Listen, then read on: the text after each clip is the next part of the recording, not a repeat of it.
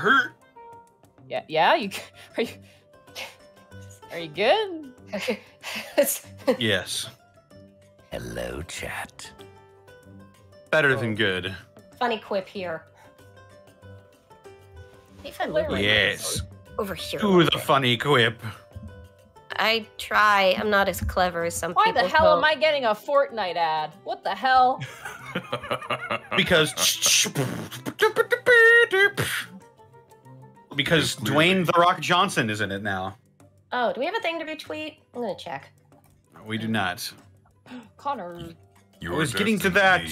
The champion of battle royales, Monty. Oh no, Connor. Yes. Dude, your mic right now sounds amazing. It actually I'm going to sounds good. throttle you. I was gonna say like Ed, don't do that. Don't do that to a man. I wish you could see me. The hairs on the back of my neck are standing up right now. No, like a Connor, dog. Connor, I felt that because I know exactly how you feel, and I was like, Bosco, don't. No. My eyeballs have taken on reptilian slits. I'm sorry, all right? I'm sorry. Cast level 4 shatter. The PTSD. Listen, you burst out my eardrums screaming in your microphone that one time. My life has been reduced.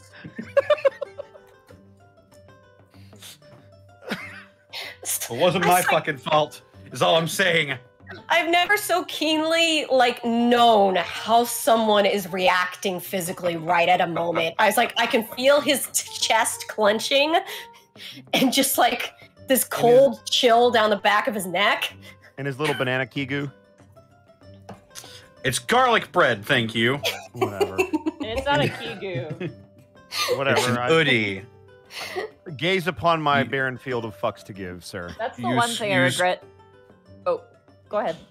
Use code Distortion Devil at the hoodie to save $30 off your order. There you go. You're welcome. The one thing I regret not picking up while I was in LA was a kigurumi, because those things do look comfortable, but they're really expensive. They're like a slightly more. They're like a slightly more acceptable version of a. Oh, what do you call this? Stupid footy pajamas. Footy pajamas. Snuggie. Oh, the Snuggies. I remember those. Hey, I'll have you know, I love my Snuggie. There was like a spoof commercial that was called Snug Wow, which was like the ShamWow and the Snuggie. It was the Snuggie, the ShamWow material. Wait. So you just spill anything you want on it. Hey, Connor, why do they call it an Odie? He doesn't even look like a dog. I believe it is because some British guys tried to say it. He's like, it's an Odie. Are you serious? It's an Odie, ain't it? No, I mean, no that's idea why it's called Odie. That would be stupid enough to actually work. But if that's an Odie, does that make you John? Yes, I am John. Alongside Chris Pratt and Garfield. Oh, no, God. I'm the John from Garfield minus Garfield. Actually, I have depression. I love Garfield. We should go down the whole. Oh God, there's some kind of joke that Chris Pratt is voicing, like frickin' the Grinch, and I legit believed it. It's like, no, it's a joke. But I was like, at this point, I'll believe it. It's not real. And I was thinking about that today, and I was trying to remember who did the live action Grinch, and it was Jim Carrey.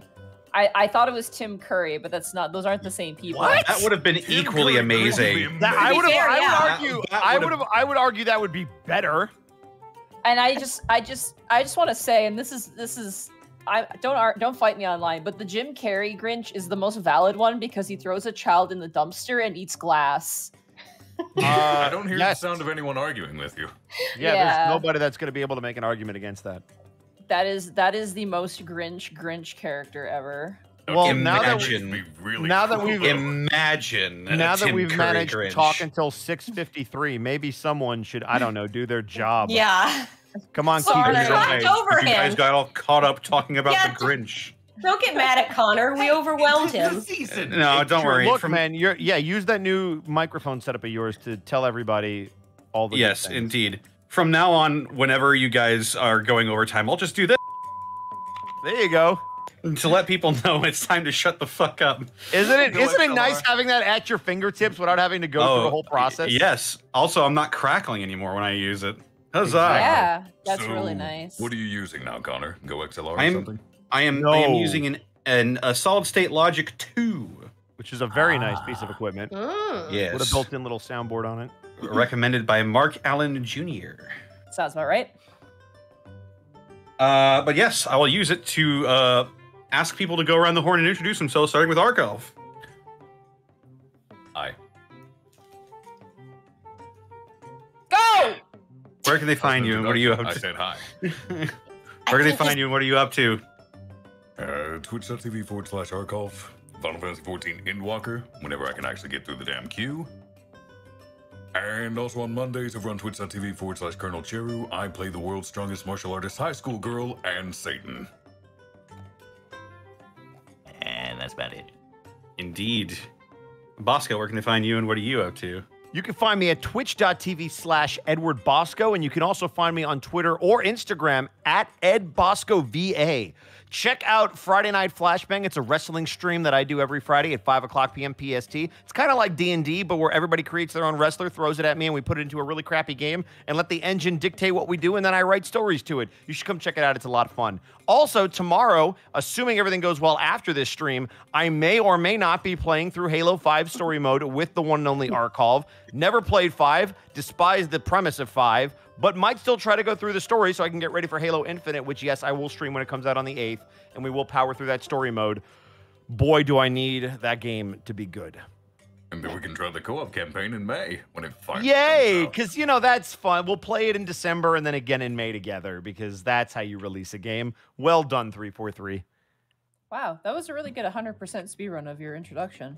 This is what you get for not recasting Bosco, 343. Yeah! You put me in Halo Wars, why am I not in this one, damn it? To be fair, the only reason he's shilling himself is because I'm actually at his house right now with a gun to his head. Shut the fuck up, Sarah, and do your intro. Where can they find you? I'm on Twitter at Sarah with an H and with an E, Willia. God, I got nothing new to shill, honestly. Nothing's been announced yet. I'm working, but I have nothing new yet to talk about that I have not already talked about. So, yay. Awesome, awesome. I believe that just leaves Monty. Where can they find you and what are you up to? Hi. You can find me at MontyGlue on Twitter, and you can find me at twitch.tv/MontyGlue. We had Dungeon of the Mad Mage on Thursday. It was really, really great. They killed a lot of goblins, like a very concerning amount of goblins. Goblin genocide? They killed about 30 to 40 goblins in one session. Oh, look, sometimes you just gotta make Bracky sad. Every time that goblins appear, Bracky's like, "Are they hot?" I'm like, "No, they're not, Bracky. They're not hot."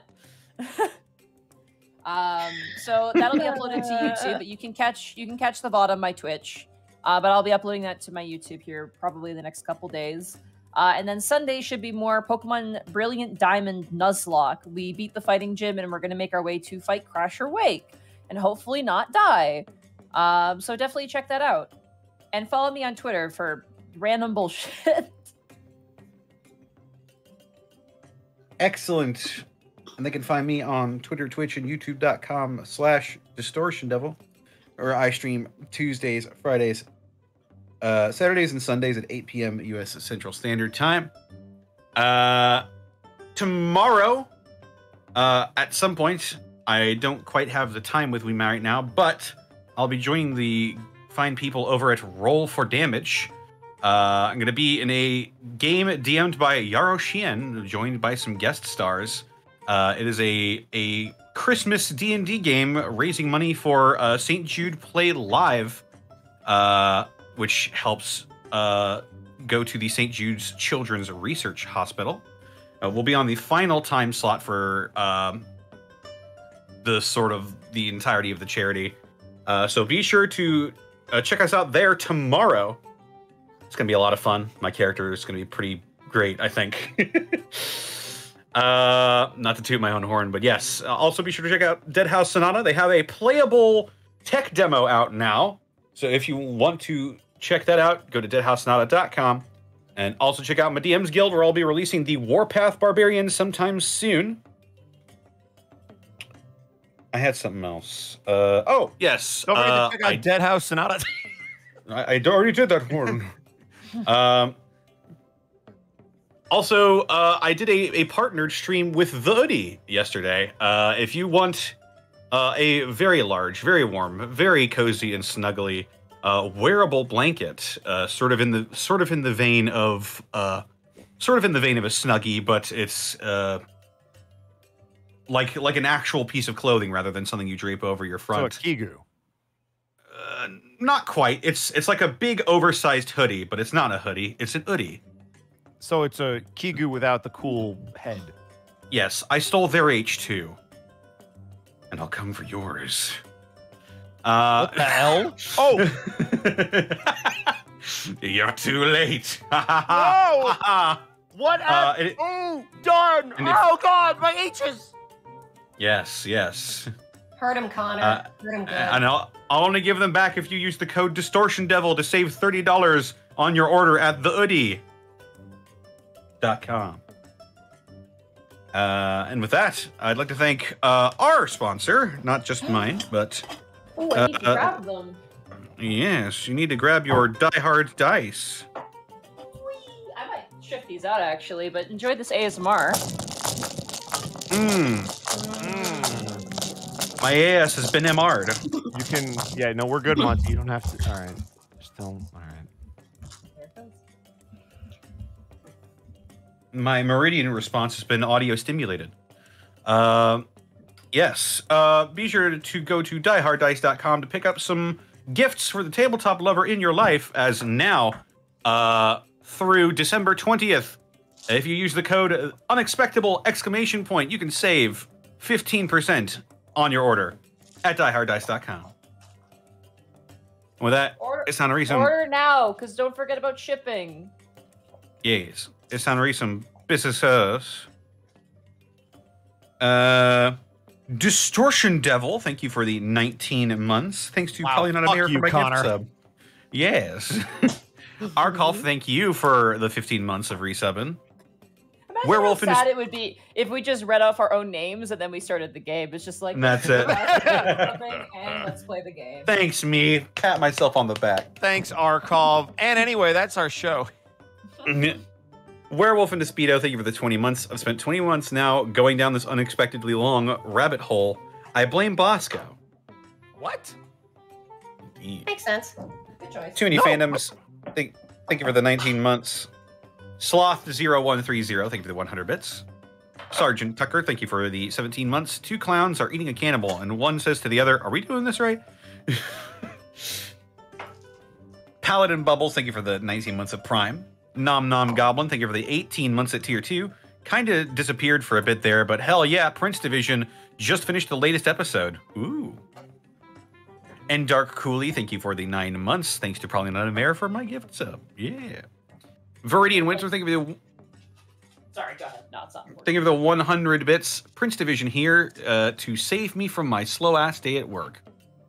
Dragon Alchemist, thank you for the 19 months. Ikaros Landing, thank you for the 20 months. VD Sora, thank you for the 9 months. Thanks to Pauline on the Mare for the gift sub from months ago. Flustered Bun, thank you for the 200 bits. Hello, I am here to continue my plan to let Bryant know that he is loved and cared for. Hi, guys.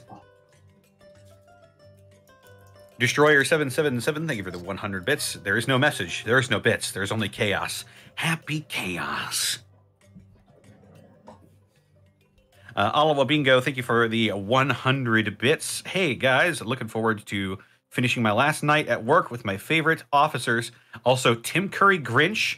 Sounds like he'd be a sweet Grinch Vestite from Grinchylvania. One Sweet Girl, thank you for the 100 bits. He shield. It's true.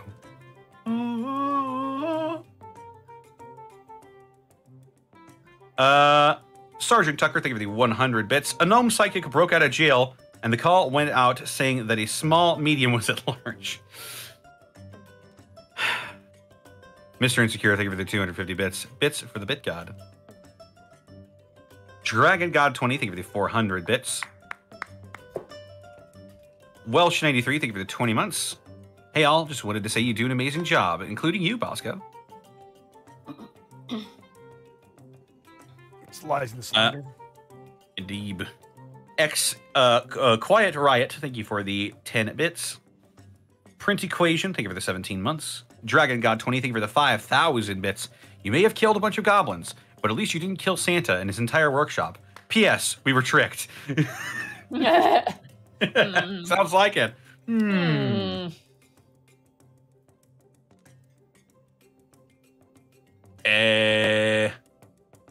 Quiet Riot, thank you for the additional 100 bits. Katana Cultist, thank you for the 6 months of Prime. Finally, time to ride again in Timmy. Yeah.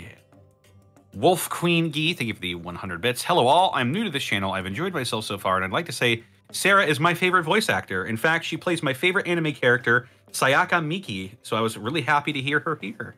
Aw, thank you. Yeah. Dice Ruler, thank you for the 22 bits.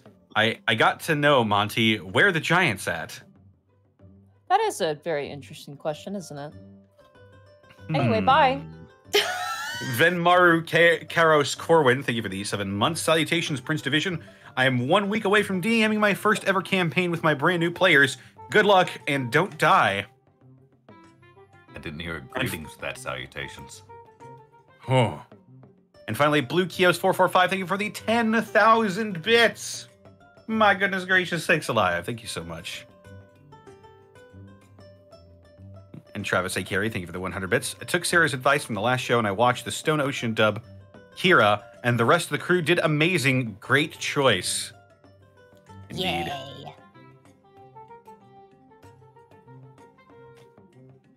Alrighty. Are we good to go? Hello? 101. Yeah, I believe so. 101.98. Thank you for asking, Monty. Huh? Oh, I said the score is 101 to 98. Thank you for asking. What? I'm so. Huh? Yeah. I'm assuming you asked him the score. Yeah, like, you just like asked me what the 3 score was, weeks and I ago. said it's 101 to 98. The Bulls are up by 3. So thank you for asking. Wow. You held on to that joke a long time. Is this what I said? Are we good to go? And I feel like I'm getting. Like, Oh, yeah, I'm good. I'm good to go if really you hard want. right now. I think Yeah, if he's you want, referring to one of the Unexpectables episodes where you opened with "What's the score, Bosco?" Oh, I see. Yeah, he held on to that joke. Nart Hodo, got it. Soka. So des new. Also, someone is Suka. typing furiously. It is not the time to have a forum argument. I am not typing furiously. I am typing regularly. I am tweeting that our funny show is starting. No. Good. I'll retweet that. But in all seriousness, are you guys all good to go? Yes. Yes. We are full of beans today. Piss and vinegar. Yes. That's the Indeed. term, right? I'm glad someone else uses that phrase. Okay, good. It is the phrase. I'm famous for getting those phrases wrong.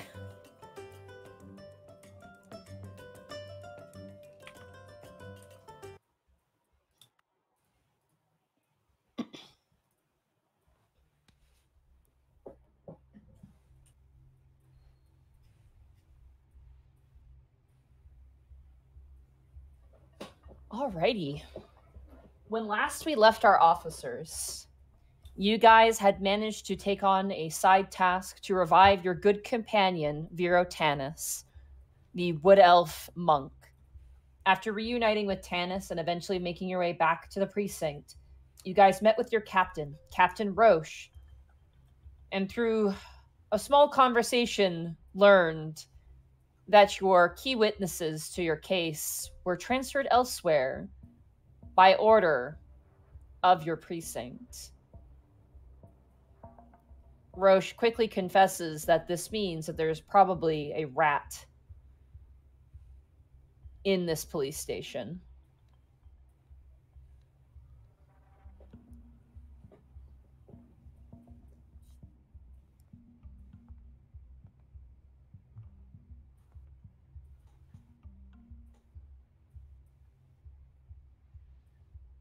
So, After stopping the force of the Medusa and shutting down her operation, putting a bookend on the case of the murder of Cody Mason, we return to the Prince Division as you are all in your offices, standing in front of Captain Roche, who you've never seen look so conflicted or in thought. A quiet man he may be, but you can tell there's a lot on his mind. That's fair. I'm not used to him thinking very much. That's a good point.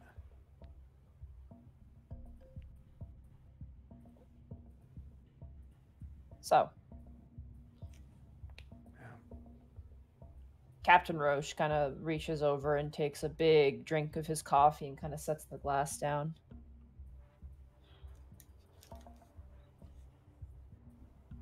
This city's changing. And not at all for the better. He stands up and walks over towards the window and looks out. A bit more than you realize. There's a lot going on.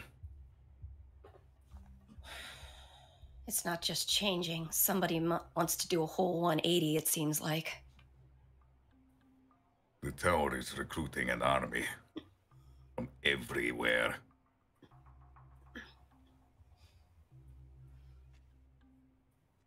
Funny that.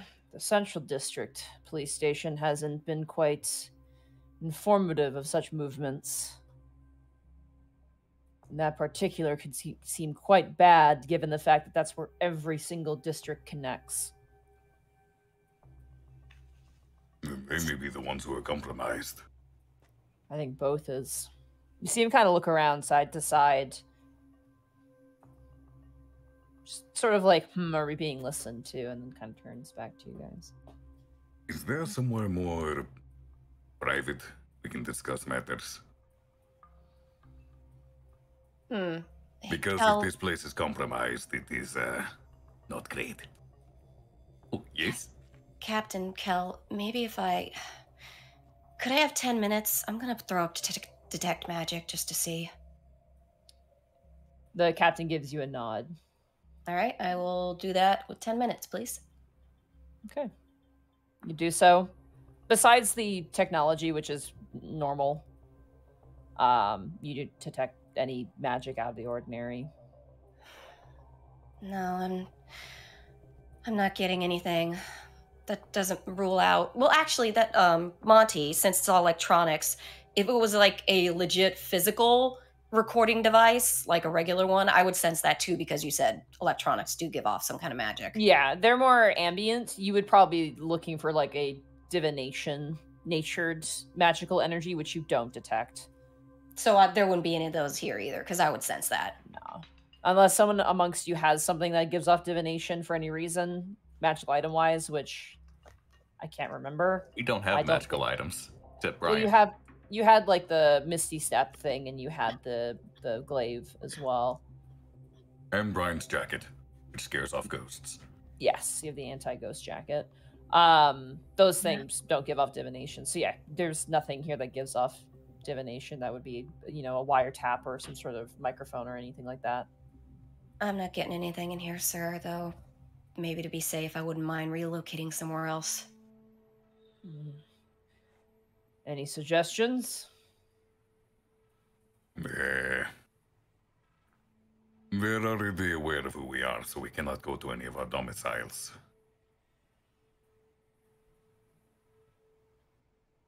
I mean, if you don't mind cramped spaces, there is something I could do.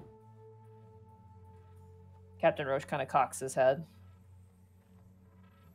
Before I worked here, I was a ice cream truck driver, if you recall. I recall. If we speak in the ice cream truck, how are they going to listen to that? We can even drive around. I suppose it would be unexpected.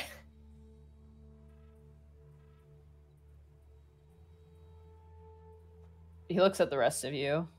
Looks between Tanis and Bryant.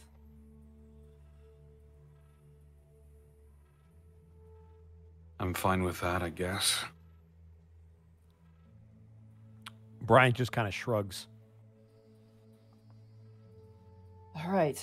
ice cream truck. Yes. You guys appear in front of an ice cream truck. A transition. Father's house. I love this transition. Like it's like the old Batman show transition. Yep. He's actually been taking good care of it. Yeah, it doesn't look that bad. A little rusty on a couple patches, but nothing that a little bit of elbow grease can't fix. Alrighty, everyone in. And Dennis, you're not driving. This is mine. You need to recover. I'm not going to argue with you there. Gal will open the gate on the back of the truck for them to get in. It I will is- do so. For Kel would be quite cramped. For you guys, it's actually not that bad. There's plenty of space as someone sits on top of the chest freezer. Well, Gibby's kind of small. She can do that. All right. Kel, I you... assume it's the usual party. Is Roche and is Lucy with us too? Lucy stayed behind. Got it. Yeah.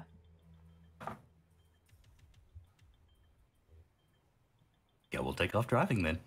All right. Vroom vroom, you begin to drive. And since you're not really going in any particular direction, I assume, Correct. You don't Just have- you driving don't have- aimlessly. yeah, you don't have to make any checks.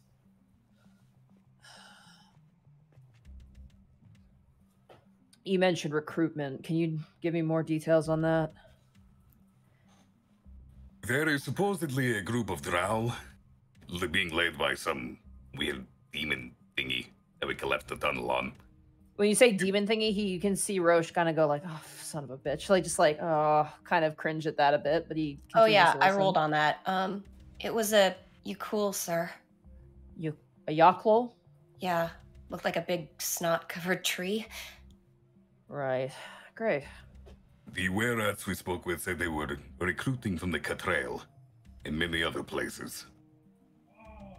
Those same were-rats also saw your confrontation with the tower, with our predecessors. They said something about a loud noise, then the tower collapsing to the ground like a frightened animal before you tried shooting it, I think? He kind of narrows his eyes and kind of turns towards you and goes, "Yeah, I figured they'd be more witnesses than just us." Sir, Yeah, they have the right of it. Sir, I know you've been withholding information to protect us, but I think that time is long past. We need to know everything. No, you do. And I'm sorry. I'm sorry.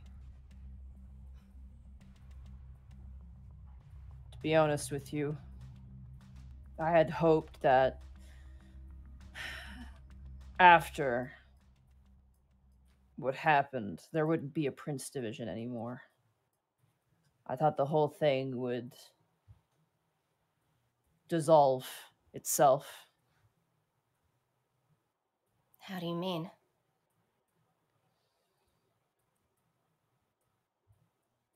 If that is the case, why did you stay on?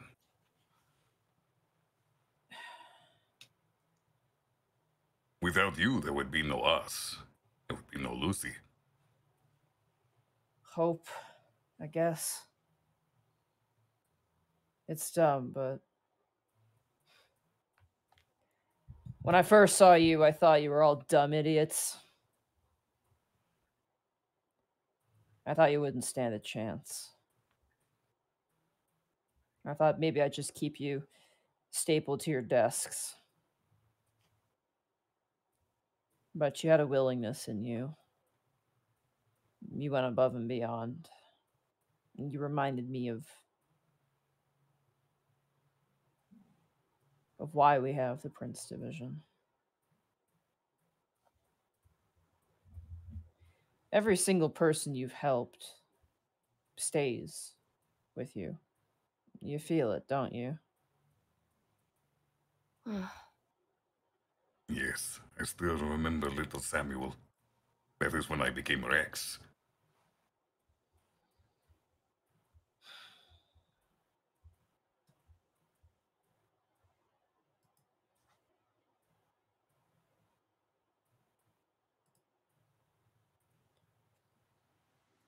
Sometimes I wonder what's the point. And then I see that list of all those people who need us.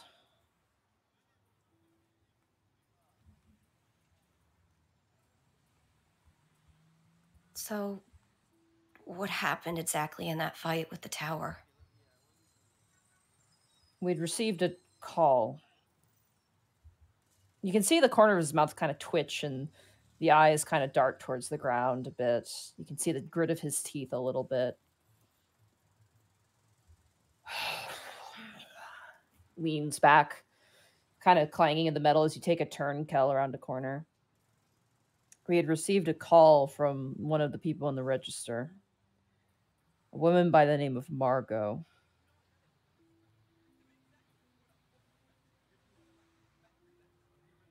She was registered with us about 2 years ago. And she'd made mention of something following her around. Pretty standard affair. You've had a similar situation. Kind of looks towards all you.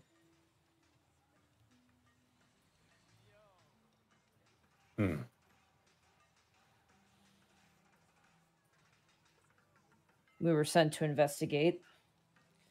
And what we found was the tower instead. The Prince Division hasn't been around for all that long. It was me and 4 others. Eventually, Lucy joined us. She was a junior officer, specifically straight out of university.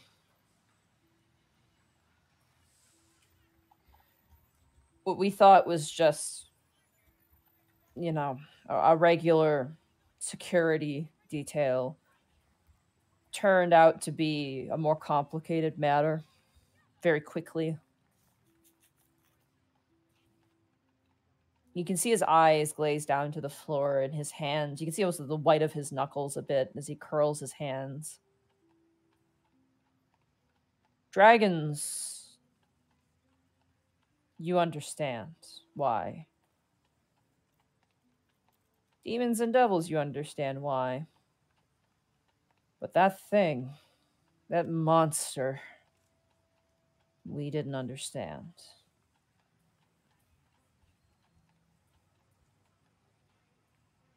The way it acted was so different.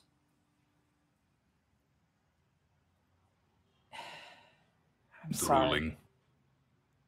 No. Desperate.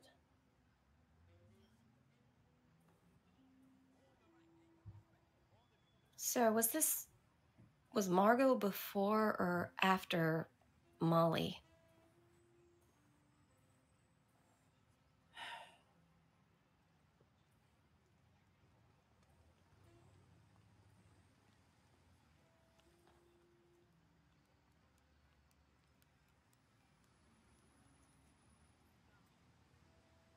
I'm sorry if it's hard to talk about. No.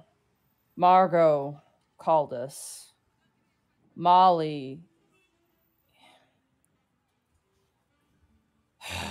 We were hired, or our job was to protect Margot.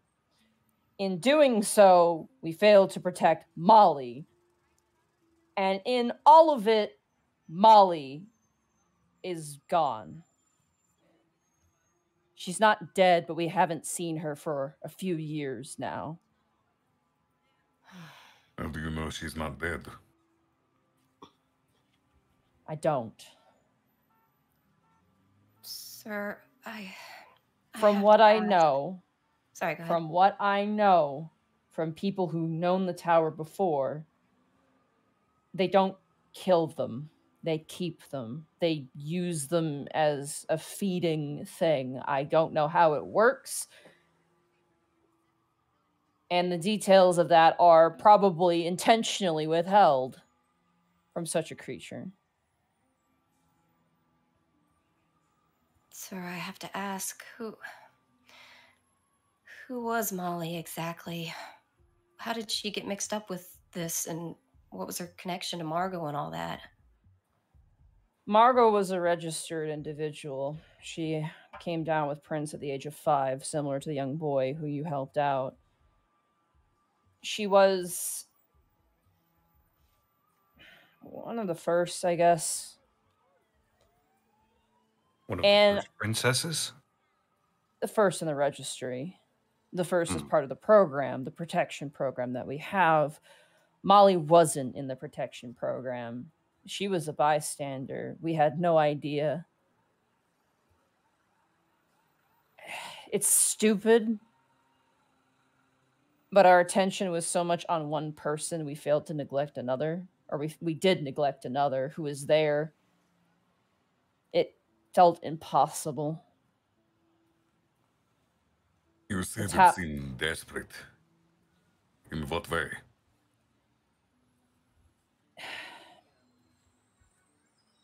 At first, it seemed hard-pressed on Margot.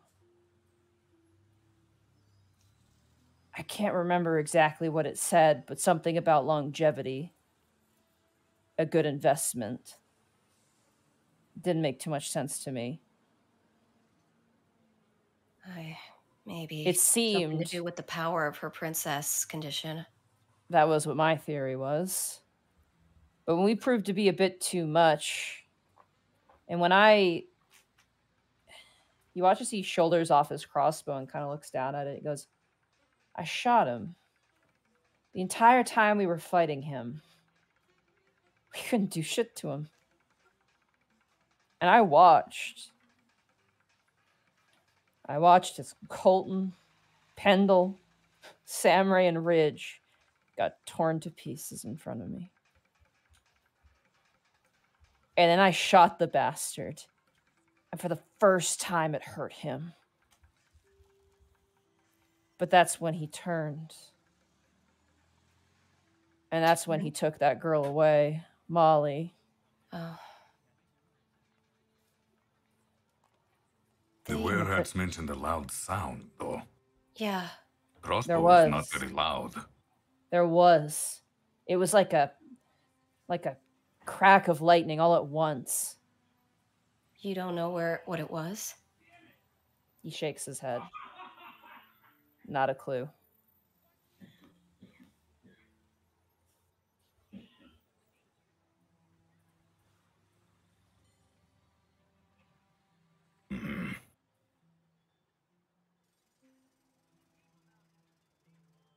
Let us think about this.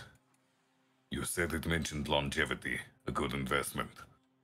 What we have gleaned from this case is that the tower, through the Medusa, was trying to inflict vampirism upon princes.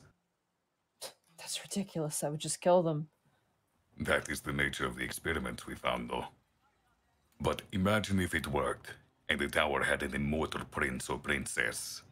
That would be the longevity it spoke of. But why would that matter? We don't know. Sir, so wait. Molly was taken, but Margot, is she still around? She is, yeah. Do you think we could ask her some questions? Nothing that can't be gleaned from the case file. I wouldn't bring it up. It was not a very fun memory. I know. Margot. Sorry, go ahead. Margot. She's a nice girl. Woman now. She's older now. She's very smart. I think she feels guilty about it, too.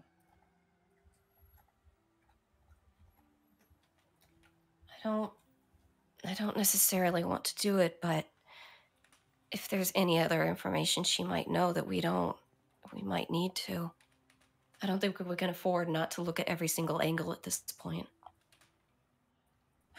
How old was she when this happened? Margot, at the time, she was 17. And what is the nature of her prince and princess condition? Her princess condition specifically had to do with she had aberrant pull. Would that have affected the tower? He shrugs. Above game. Can I roll on that? Medicine check. Or Arcana of your choice. Did I do it as well? I'm gonna do Arcana. Sure, go for it. Cal, you do medicine. 18. Because I am the doctor boy. You are the doctor boy. Nice. 24. Gibby, Monty? you... Yep. Can you click Wallfly for a second? Oh, I'm so sorry. Sorry, chat. Hopefully that works there. All right. Gibby, you kind of think about it, and you know that there's specific pulls. You know what a pull is. You know that it tracks specific creatures. Kel, you know the word aberrant because there's a specific medical condition called aberrant laceration, which specifically are lacerations made by aberrations that can leave psychic damage or cause issues in the brain sometimes, depending on what the damage is. So you get the sense by you guys kind of knocking your heads together that aberrant pull is probably the pull for aberrations. Is that what the tower is then? An aberration? I feel like it is. It's definitely not dragon, monstrosity, maybe, who knows. The other thing that Margot had was something called, oh gosh, I'm trying to remember the term for it. I can't remember, it's a long title to it, but basically healing through consumption. So the blood has more properties for sacrificial qualities to it. Like she would heal? No, things that would drink the blood would heal. Oh, I can see that would be definitely be a attractive. draw. Yeah. Molly, we don't know what she had. She never registered, and we haven't seen her since. So I say we. Who the fuck am I kidding? Me. I haven't seen her since.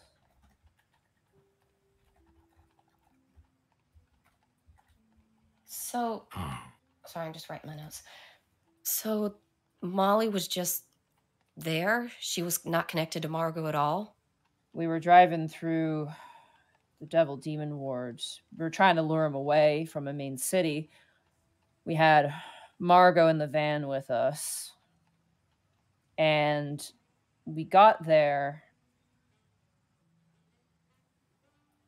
A fight ensued. We lost Colton. He bought us time, and we made our way kind of between the Devil Demon ward and the Dragon ward. And our fight took us to a small college campus there. It was not Everyone the same else. one Darren was in, was it? No. It was a community college.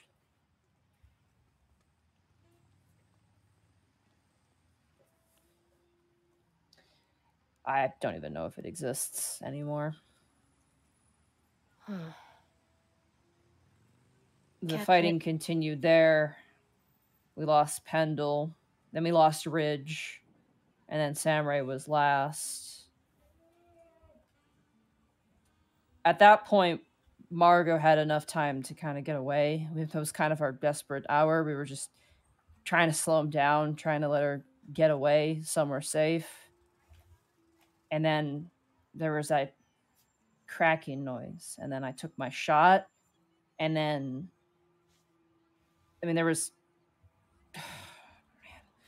tons of people running from the scene. And we just got unlucky. I guess he took what he could get in that moment and fled. Was the tower still in its humanoid guise during the fight? Gods no, Cal. I do not wish to dredge up memories, but information is information. What were you contending with? What did it look like? What could it do? I can't even describe it. Incredibly powerful strength, massive mouth. And there was no tongue. There was this tube where a tongue should be.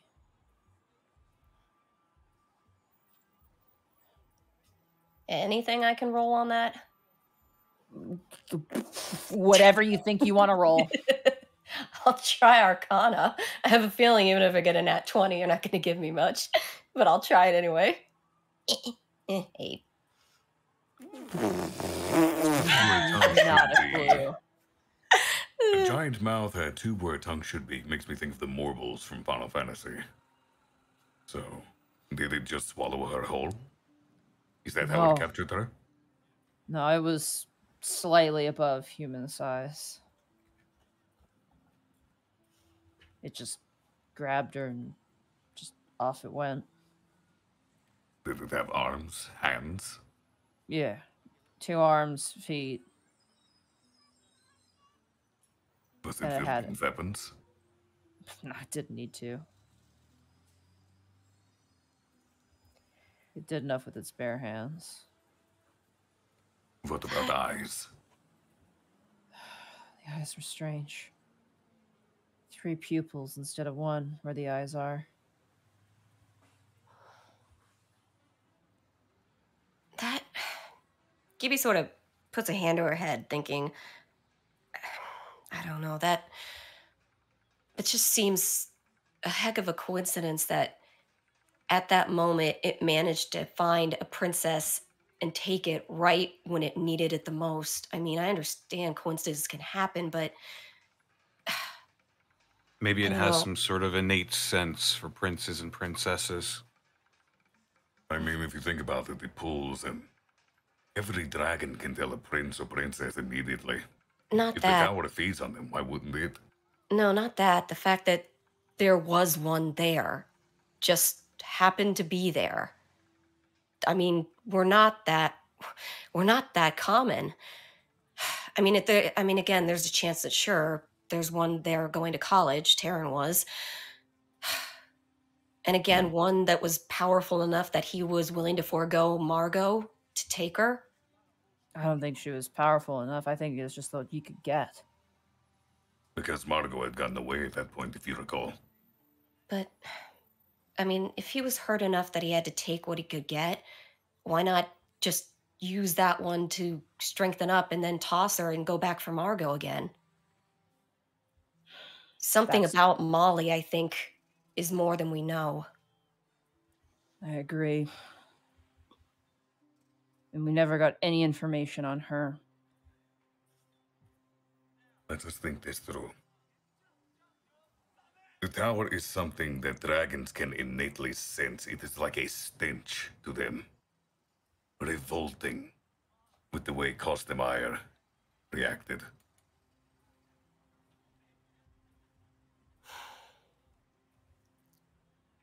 You We said could do. How common are aberrations? Oh, here? I mean, Grick infestations happen every now and again. You all shudder at that because you dealt with Gricks in the under the sewer area. Dark mantles every now and again. More pests than anything. Big things. You don't really see things like that here. What I was thinking was we could rule out one variable by perhaps finding a dragon that has seen an aberration and see if it compares to the sensation they get when the tower is near. How would that help? It's just eliminating variables at this point. Try to understand its reasonings for going after Margot first. I keep going back to what you said about longevity. 17 years in human years is, I wouldn't say that's very longevity. Do we have a last name for Molly? Molly Stewart. Maybe even if the college, maybe she went to that college, and even if it doesn't exist anymore, maybe there are records. Maybe we can find out more about her and I figure out something. understand what you're trying to do, but if there was information, we would have gotten it already. Right. I'm assuming there's nothing special about your crossbow. No, not at all. You said the noise happened and then you fired. Yeah. It lines up with what the were-rat said too. I didn't think much of it. I thought it was maybe something breaking behind me or a window or who knows what. It was just a sound, no light or anything visual. He just shrugs and shakes his head. I wish I knew. Maybe I wasn't looking the right way.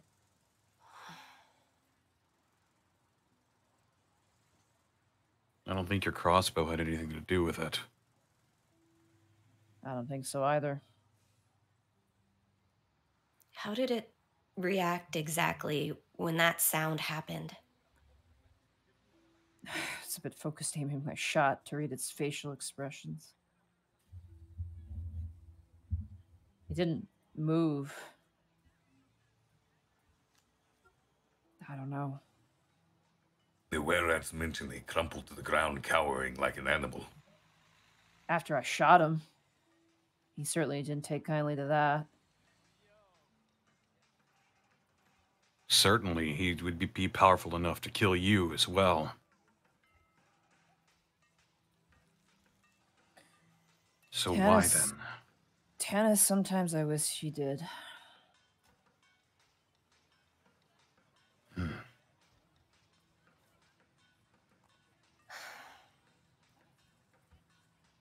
guess that's something to be going on, at least. Something to look into.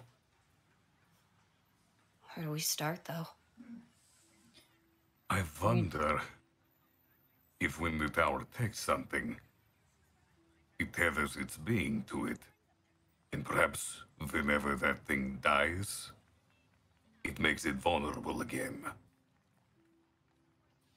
Maybe in that moment, whatever prince or princess he had expired, which would explain the desperation in finding another. That would be one hell of a convenient thing.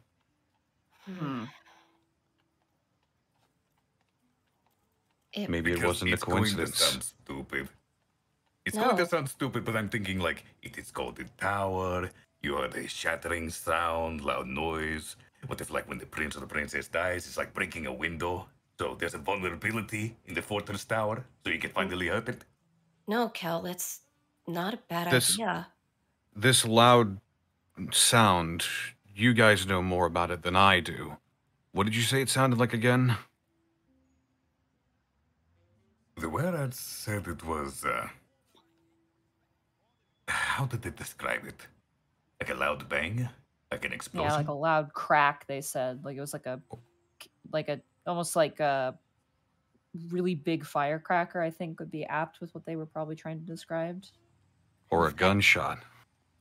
The fact that they heard it too means it wasn't just, I don't know, something in your head, Captain. Again, I was not in a good state when I took that shot, so I wish I could be more reliable. I truly do. Sir, I hate to ask this, but in order to understand what this thing can do, what exactly did it do to kill the previous Prince Division? What abilities does it have?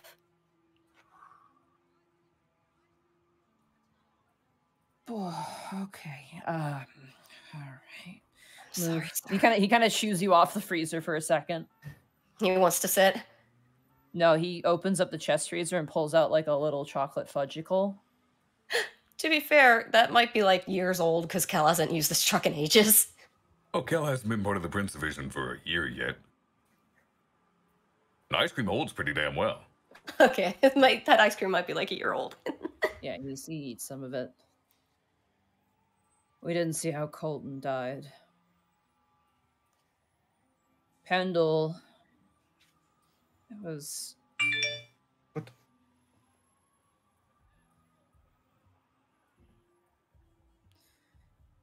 Pendle had a sword. And the tower took that sword and drove it up through the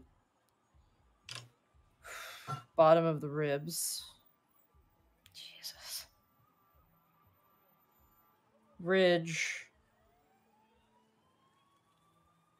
was very, very quick. It was a neck. He got him into a grapple and broke his neck.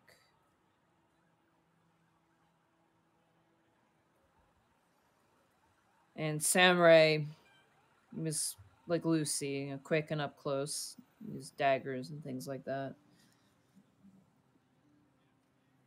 He tried to distract him for a while, and he caught one leg and an arm and just pulled.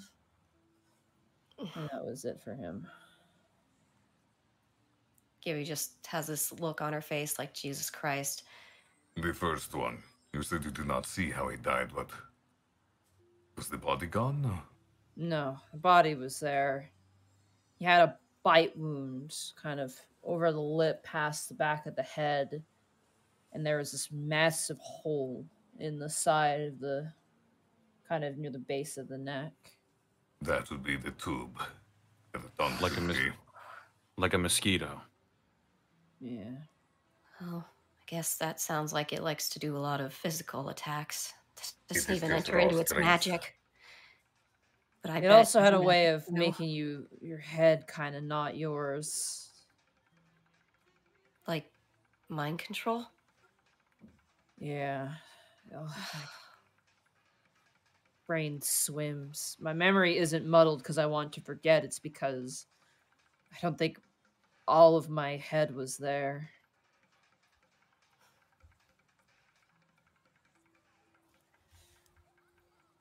There you go. Now you Why know. would something like that need bodyguards?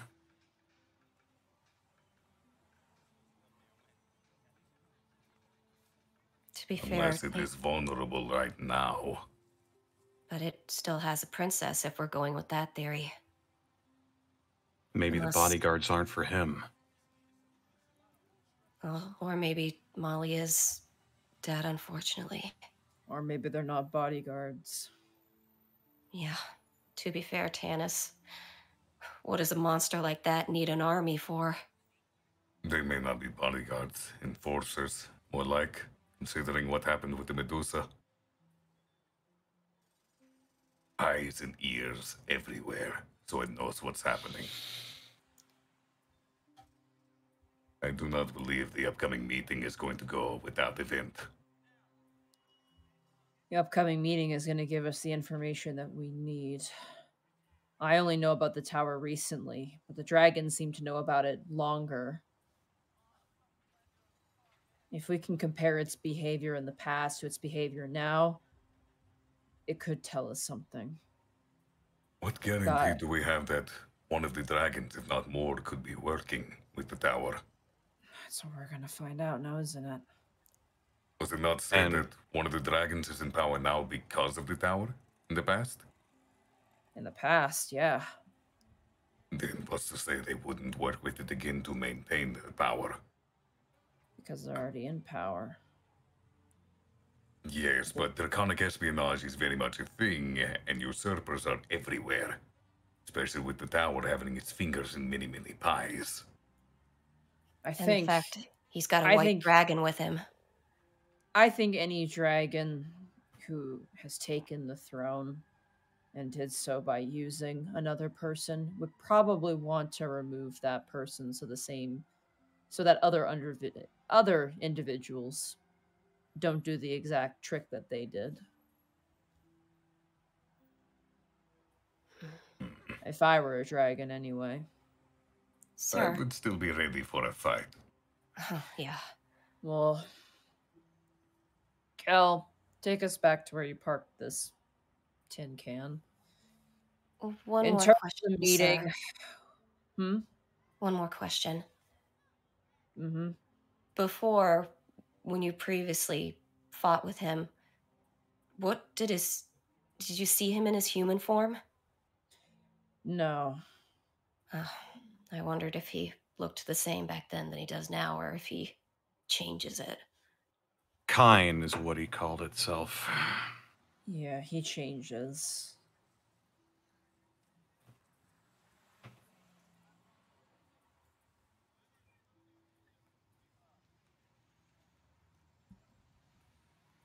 His previous name, I can't remember what it was. He's above game. You did say what it was. Oh, did I? Okay, I can remember. Wait, I have that information. Where did I write that down? Yeah, that's what I was trying to find earlier today. Yeah, I have that. It's right here somewhere. Where is that? I know I wrote it down. Because that was back in episode, I want to say 25-ish.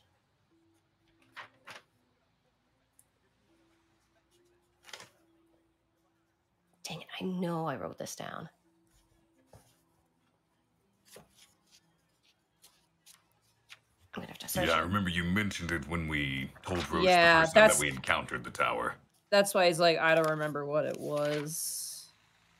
Oh, it was Sultan. That was the name. Sultan, that was it. Yeah, his name was Sultan before. If we think back to the timeline, a little over or under 100 years ago, the tower took Breezelot's prince friend. So if the tower came back 2 years ago looking for something in desperation, and given human lifespan, I don't know if that adds up. Well, a human can live past 100 sometimes. It's not guaranteed, but... Roche just turns over and looks at you, Tanis. I'll look back. And he looks away, just like looking at you, just like, it's just the elf thing. He's just like, yeah, humans live about this long. He looks at the elf and then looks back and is like, yep. Link. We're sure this is the same tower then. Again, the meeting might reveal more, but I've never heard of a second one. Okay. Should we tell Captain Roche about the fortune-telling lady in the cathedral? Gibby looks to Kel and sort of laughs. It's like, well, I guess we're gonna now. I mean, she gave you the tower card, so... That is true. Tangential, might be related. She said some very interesting things. She knew way too much. Yeah. Yeah, in the tunnels, we found this lady who was like a fortune teller. She read our fortunes, and I pulled the tower card. Maybe I'm old-fashioned, but I wouldn't let some card-toting grifter try and convince you of that sort of junk. I normally wouldn't, but as I've said, I don't believe in coincidences anymore. She said something about a relationship may be challenged, sacrificed, or gained, and then... That was this... mine. Oh, right, sorry. And then she said, and I wrote this down exactly word for word, actually. Decision in opposition to the tower must be the fairest. It cannot be dissuaded. It must ring true and be just. That was Brian's. Really? I'm sure that was mine. That was Brian's. But I wrote it said the tower. Brian's was the justice card. Mine was the lovers, which is why mine was the relationship. Brian's was the fairness. Yours was I'm a sure portent of danger and change. But I'm sure she said that into relationship to me in the tower. It's because Brian's was related to yours with the tower. I'll have to go back and listen. I don't want to ruin anything above game, but if you got the tower, it talking about danger and change and destruction, like that all fits if we're talking about traditional tarot. Well, I'll relay that too. I'm gonna have to go back and listen to that. Well, great, says Captain Roche, and he just sighs and keeps eating his fudgicle. Comfort food. One last thing. He sighs. He looks very tired and really stressed out. Yeah. You fought the tower in the Devil Demon District. Mm-hmm. Do you remember Yeah. precisely where? We tried to keep it away from a populace, protect the general public. You said it was a college, but it's not there anymore? No, The college is in the Dragon District. we initially moved Margot from the Central Ward to the Devil Demon Ward because at the time, there are still places there that aren't very occupied. We thought if we could try and kill him in those areas, we would keep down on collateral damage. When we realized we couldn't do any damage to him, we switched our objective to essentially escape or get Margot as far away as possible, maybe even out of the city. So we began to move in a direction that led us to the Dragon Ward, and that's where we had kind of our final altercation near that community college. It was like in a little market plaza.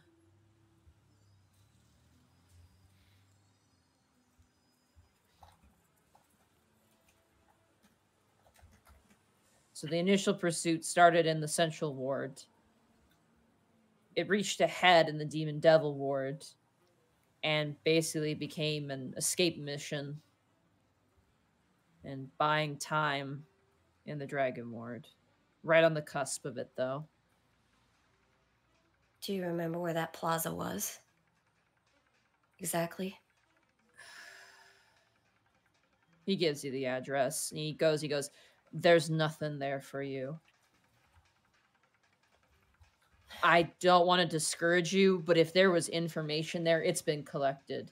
And it hasn't helped us with jack shit. Right. So out of character, there's nowhere to go there. There's going to be no information that will add to what you've just been taught. I'll just say that out loud just so you don't waste a lead. Mm-hmm. So again, I ask, what leads do we have to work with? We have a meeting that we need to worry about right now. We have a week before the powers of those who have more experience than us and lifetimes as us are going to be grouped together in one room. And everyone's concern there is going to be the same thing, I hope. What are we going to be expected to do there? Well, the dragons are going to bring their princes and princesses, and you are the prince division after all. Oh, sure. Put all the princes and princesses in one location. That won't be tempting. Gibby sort of blanches. It's like, Tang has 36, I thought. All of them are coming? No, they usually bring one. Oh.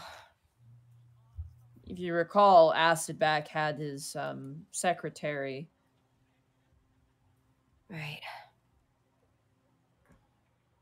If they're all in one place, who's to say the tower won't act on their homes while they're otherwise distracted? Acidback has Kostemeyer, but... You misunderestimate the forces of the dragons. And they fear the tower. Yeah. There's underestimation, and then there's expecting trouble. They fear the tower. They're more worried about the tower, I'd argue. The common dragon would fear a tower. The ancients are worried. Their concerns are less of an immediate danger, more of a long-term danger, given that they live so long. Only makes sense. I hope that they're prepared, because it's not just a tower anymore. It's a tower with who knows how big of an army it's been amassing for a good number of years. And we don't know who's on that side. And we need to take stock of who's on our side. Which means we need to find them all and deal with them. If we even can. I would be careful with that. As careful as we can be, but... A mole doesn't just get in. And a mole doesn't get prisoners signed off so easily. There is a support structure. It is not a single individual, it is multiple. It's a support structure, or it's based off blackmail, or something worse. there might be people in a very uncomfortable position right now. And that is why we have someone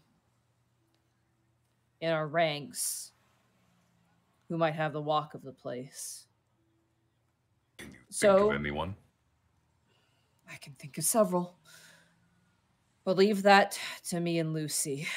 Right now, I need you guys to get some rest. I need you guys to be strong, alert, and able for when the dragons, Rigagon, the Fey Lords, and God who knows, maybe Casmodius will show up one time to this meeting. Baron Dramar as well will be appearing, and Gibby, he kind of looks towards you.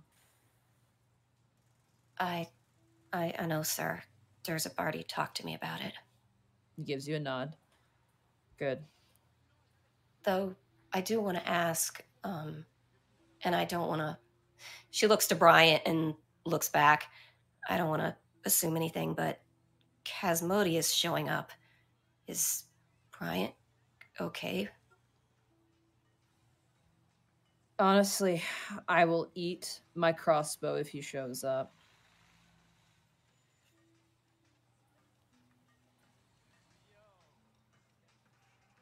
And Brian can hold me to that.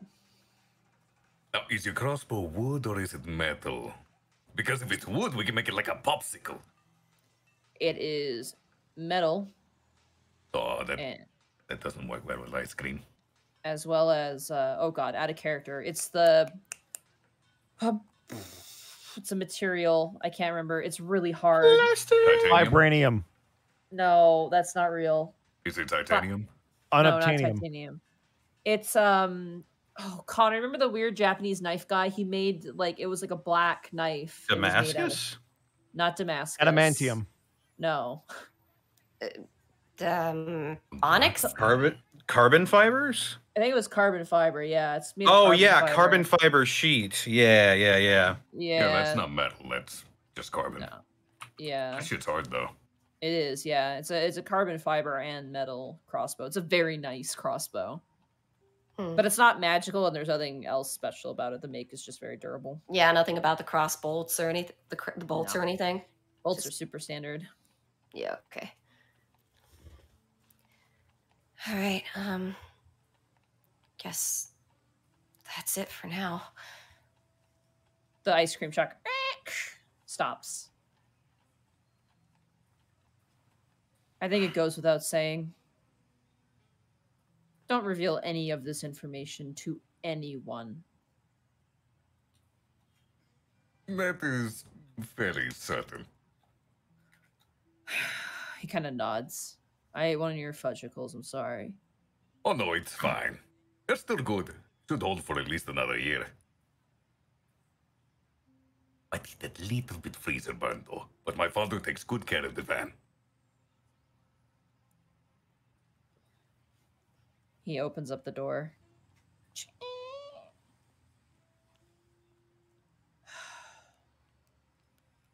Get some rest. Take a week off. You can have another fudgesicle for the road if you want. Thanks, Kel, but I'm good. You try to get some rest too, sir. No sleep for the wicked. Officer Gibby jumps out of the truck and closes the door.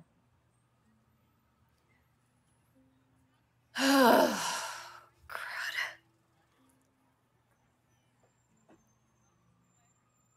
And Tannis? Hmm. Current situation notwithstanding and all the seriousness we just discussed, you may take ice cream to your daughter if you wish. My treat. I'll reach into the freezer and I'll pull out one of those horrifying face pops with the gumball eyes. Oh yeah. I'll look for like a snake or something for an FNA. There is a very offensive dragon that you find.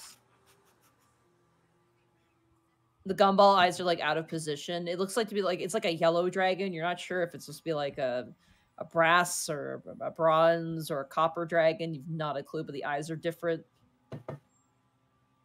Excellent.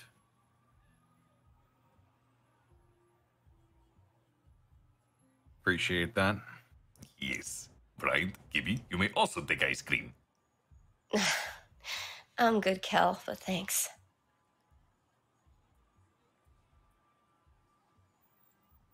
Just imagine Cal's like, I don't know if you heard what I said. Kel is staring, yes. Expectantly. Gibby sighs and she reaches in and grabs a random thing. It's one of those chocolate tacos. Oh, I've never had one of those. I haven't either. I should try at one point. They have them at the 7-Eleven. I wonder if they have them here in Canada. We usually get like Magnum, like weird, like the Magnum chocolate. Like the gourmet ice creams. Yeah, that's like the size of like a toonie and is barely enough. Like, and it's like $50 for one of them. It's ridiculous. It's a rip-off. $50. You know the sound of something sliding across ice? Yeah. That's Kel's head as he turns to look at Bryant expectantly. As you turn your head, you will unfortunately see that Bryant not only has most of an ice cream cookie sandwich already devoured, you also see 2 wrappers at his feet. That is good. How in the world did you do that without anybody noticing?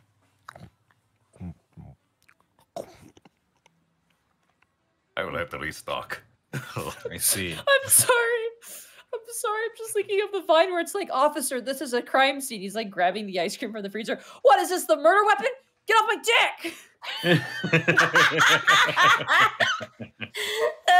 I have not seen that. I like it. I'll post it during the break. It's so good. Oh, get off my dick. The way he yells it too is so good. Oh. Well. Unless anybody else has any pressing things they need to do, I think we can do a little time jump.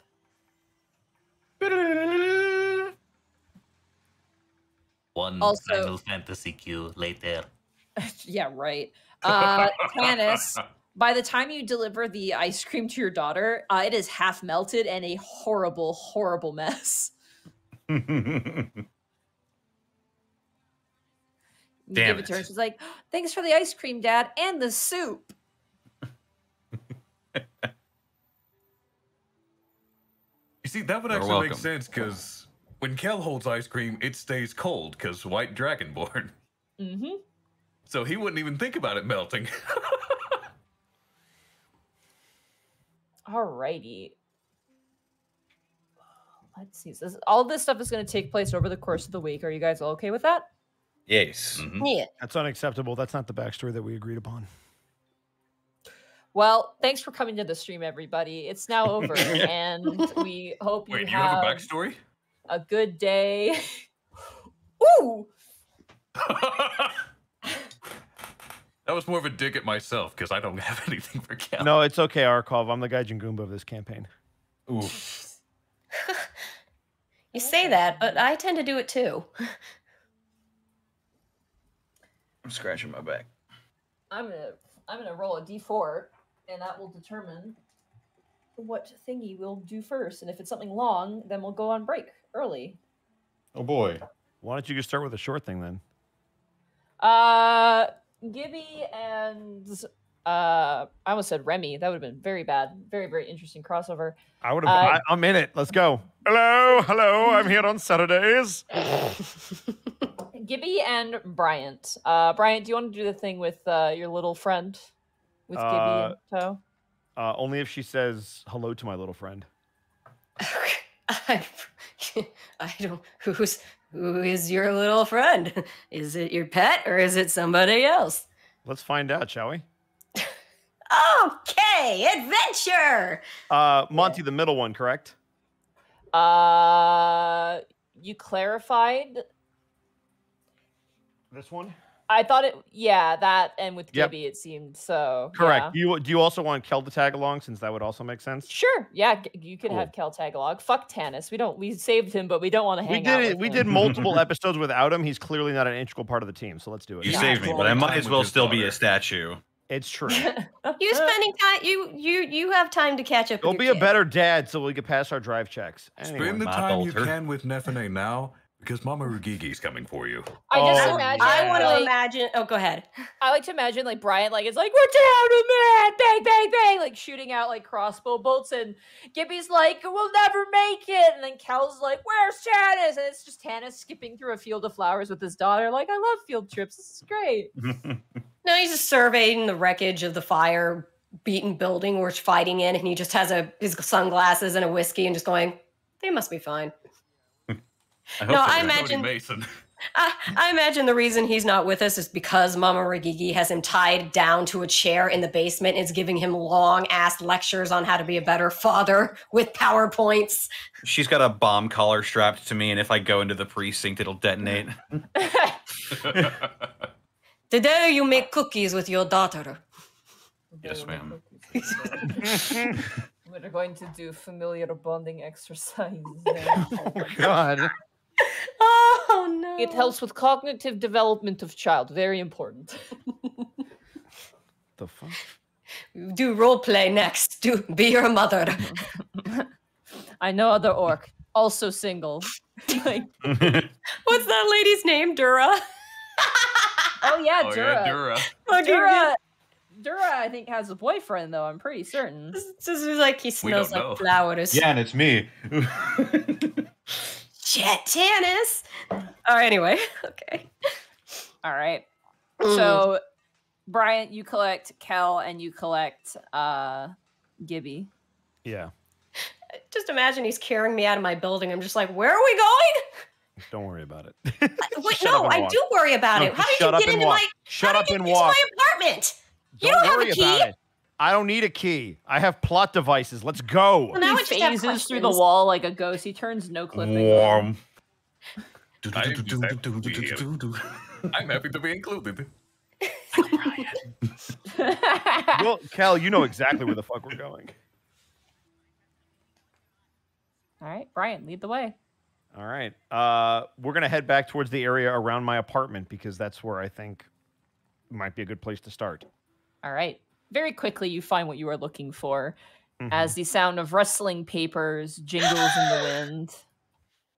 Oh my Now gosh, everybody my should first know. time meeting him. I know. You're welcome, by the way. I would like to walk up. I assume Kel is giddy as shit when he sees what's happening. Zombie! There it is. Oh, hi! The little fairy dragon flutters over with a little paper, and he goes, "Do you want to buy a paper?" Yes. Okay. Wait, hold on. Voice of God, have we been paid yet? Fuck. It's broke. He needs money. Give the poor guy money, Monty. He looks at Zabi. Looks at you. Goes, "Are you out of money?" Monty, it was a using it to buy it was food a- for people because they it were was Oh, a- it's okay. Wait right there. And he watches. He flutters away and grabs like this paper that's kind of like sitting upright, almost like a little tent. He grabs it and he brings it over. This one's on the house because it was my house. Jesus Christ! But Parents are dead, lives under a fucking newspaper. Monty, this guy is like tragic backstory TM. Gibby's just like, but then what will you use for your house if you give us that one? Oh, don't worry. I found this donut box. And he watches, he drags up like, this little 12-pack donut box. It comes with free flavor. Look. Oh, the finger's still in there, isn't it? God. Yeah, there's Is like it wrong that my icing first bits. thought when he did that is like, oh, good, he upgraded. He's going to the penthouse. Oh, did he though? It's more durable than paper. He's It's moving up in cardboard the versus world. Paper now. I'm going to call him Zobi Jefferson because he's moving on up. Gibby will hand him a gold piece and say, I'll buy my own paper too. Okay, you smell good. And he hands you a paper. Above game, is that just in general, or does he smell princess? You know. Good job. Gibby's like, oh, in what way? You smell like a smile. Oh, okay. Thank you. And thank you for the paper. Mm-hmm.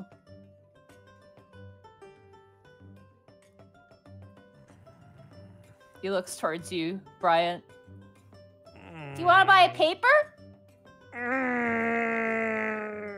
remind me how much it is? It's like a copper piece. Like it's like 5 cents. It's really nothing. Oh, I gave him a gold. Oh, well, never mind. Fine. Brian will pull out a coin. And Here you hand go. it to the little. Okay, great. What's the paper say, Monty? As you flip your paper over. Oh God, sorry, my nose is leaking. I might have to get some Kleenex. I know that was a very emotional scene. Sorry. I know. The zombie has no home now. He's homeless. He has a home, the donut box. As you look at yours, your paper is quite old. It is entitled as King Dethroned. Mm-hmm. King Dethroned? King Dethroned. Okay, can I read this article? Is there information? Underneath it, it says Crimson Credit Ownership turned over to Ragnus Call. Oh, fuck. Oh, fuck my entire existence. Jesus. How old is this paper? It seems decently old. Probably about maybe 100 years old. What? Sorry, above game. Which dragon is it that doesn't have That's the what? brass one, right? The brass one what? Is there a copper dragon?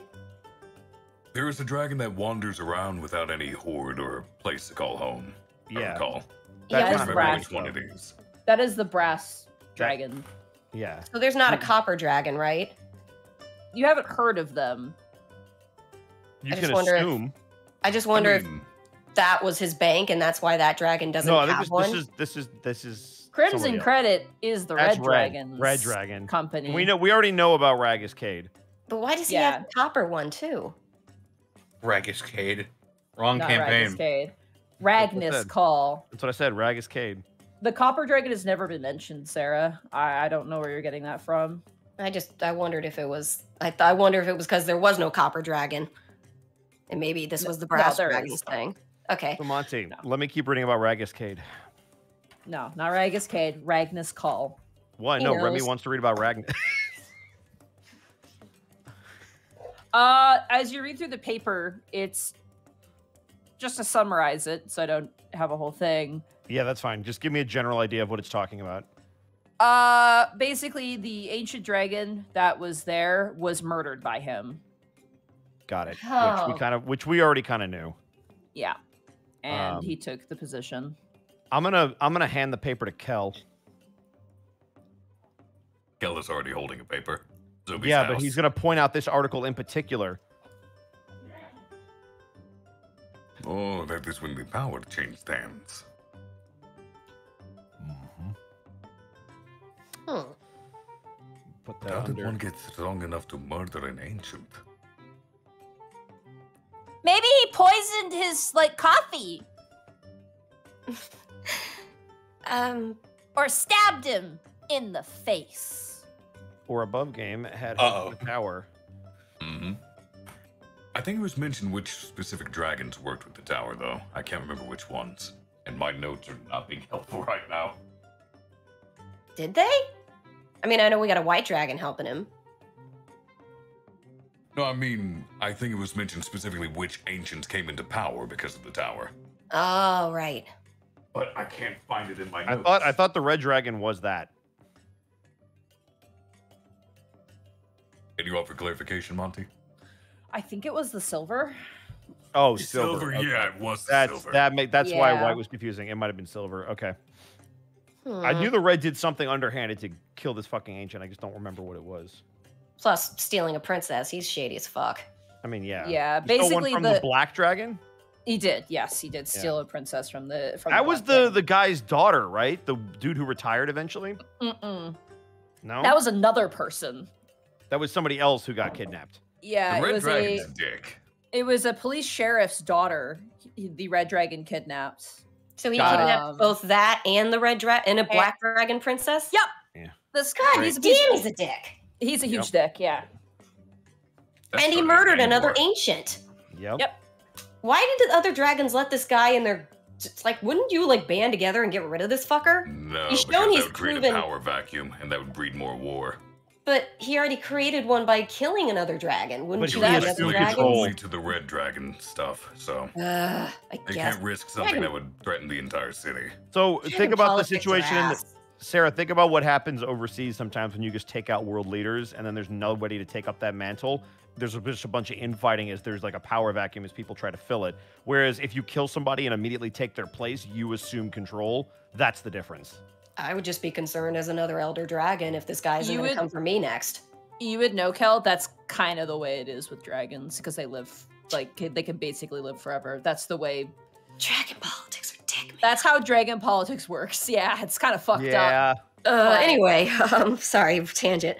What does do Kel and Gibby have different papers? Yeah, I was going to ask, is my paper the same as his or is it different? Gibby, as yours opens up, strange lights found in the graveyard. Your paper is fucking old. Yours is probably at least 150, if not 200 years old. And it says, strange lights found in a graveyard, phenomenon growing. Has the balance shifted? Question mark. What's that about? Does it mention what graveyard? It mentions an old graveyard, and as you look at it, you're like, oh, that's gone. That's got to be gone now from 150 years ago. The picture you look at it appears to be will-o-wisps. Will-o-wisps? And what did it say? Has the power balance shifted? Has balance shifted? It's kind of a vague catch-all statement. Is there anything I can roll on that? How You long keep ago- making that noise. How long ago did Casmodius come into power? You have no idea. We should have asked Lady Odelia. Can get to it. Anyway, Cal, what do you got? Kel will look at Zobi's old house. Okay. As Jesus Christ, Arcom. That's what it was! Yeah, but did you really have to say it like that, or was that just for Yes. extra effect? No, you didn't. You're an asshole, and you need to admit it. There's nothing. People think you're nice, but you're just a dick. I'm a sociopath. Yes, you are. yours. Yours says Master Spell Thief at large, missing tomes, missing since last month. Are our wizards at risk? This one seems a lot more recent, but it is like older. It's probably about 6 to 8 months old. Oh, this might be related to the cursed artists. Because wasn't that one's brother a spell thief? Which is why he's a little electronic thing now? Could ask Tanis about it. What was his name? I can't remember. The long gangly one that had the brother. Neon?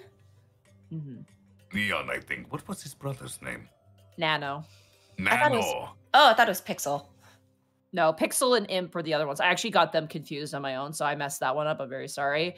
Pixel and Imp are the digital artists. The one, I think Imp was the one that hacks keyboards, or no, hacks billboards, and then Pixel is the artist for that, and then Neon and Nano are the brothers who used to be spell thieves. Nano is the electronic one now. That's their nicknames, basically. Their artist names. They were cursed in the course of their spell thieving, so this is probably related. Wow, that's weird. Yeah, it's... Zobi, are these papers special in some way? I get it from the garbage. What garbage, exactly? All. Oh, okay. They are special because they come from Zobi, and he is amazing. Aw, shucks.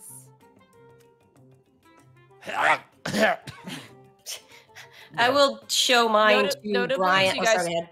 Notably, by the way, as you flip through these papers, the funny cartoon sections are cut out. They're missing. I gave him a Fucking gold piece for bastard. this He- shit, man. Oh well. That's why they're discounted. Gibby will show hers to Bryant and say, "Do those look like will-o-wisps to you?" Boy, let me consult my brain. Monty, do those look like Yes. will-o-wisps to Bryant? Okay. Yeah. Bryant will nod yes.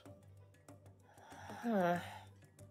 It's like an old grainy photo, too. Well, she'll fold her paper up. Thank you again, Zobi. No worries.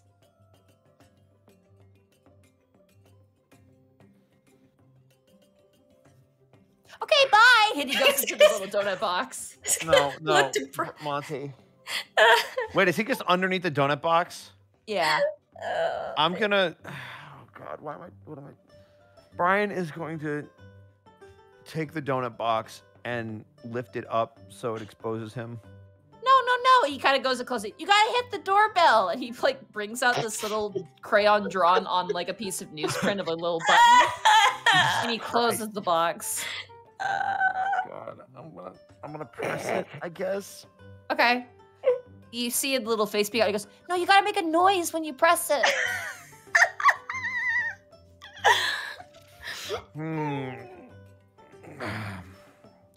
Brian's gonna touch it again, and he's gonna go, bing bong.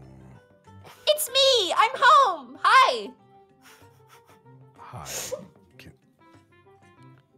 Can you come out of the box, please?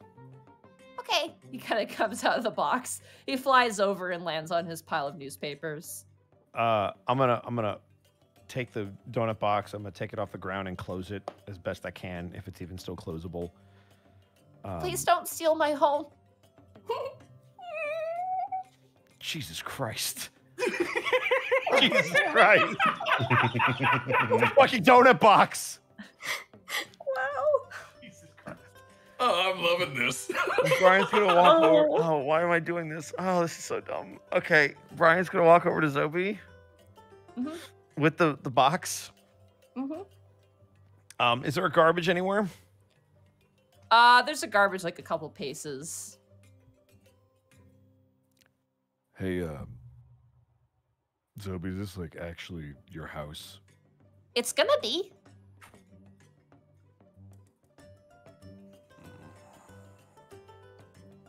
Why is it gonna be your house, Zobi? Because it's got walls and a roof. Not really. It's a box that stands. So, you live in a box.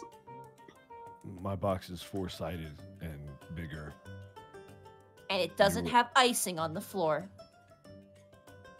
No, but there's icing in the cupboard. That involves opening a cupboard. Such a lack of convenience. Truly, I have found prime real estate. You know, you should just leave the door open and then you don't have to open it again. Are you projecting? What's happening right now?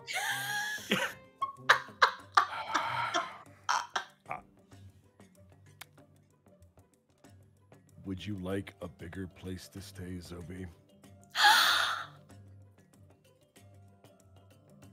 Like a shoebox?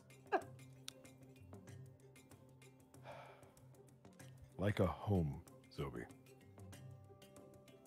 Someone made me a birdhouse once, but I broke it into pieces and burned it because it was cold. Oh, God. Okay. Clearly, I'm just saying, if you want to give me another wooden house, you better get fire insurance on it. What? What do you mean? What? Oh, God. Okay, Zobi, I'm just asking if you want to get off the street. But I'm not on it, and I'm on a pile of newspapers. For the love of all that is holy, I am... Gibby gives Brian is going to Brian look a back pat to on the Kibby back. and Kel, and you will see the expression on Brian of, I want to hit something so bad, but this is a child. But it's the most infuriating thing I've ever had to deal with. So this is what it's like talking to Kel. And Gibby then he's just going to gives turn... him a thumbs up and sort of mouths, "Be direct." Zobi, That's me! would you like to come stay with me? Like a sleepover? Yeah, like a sleepover. Yes! Great.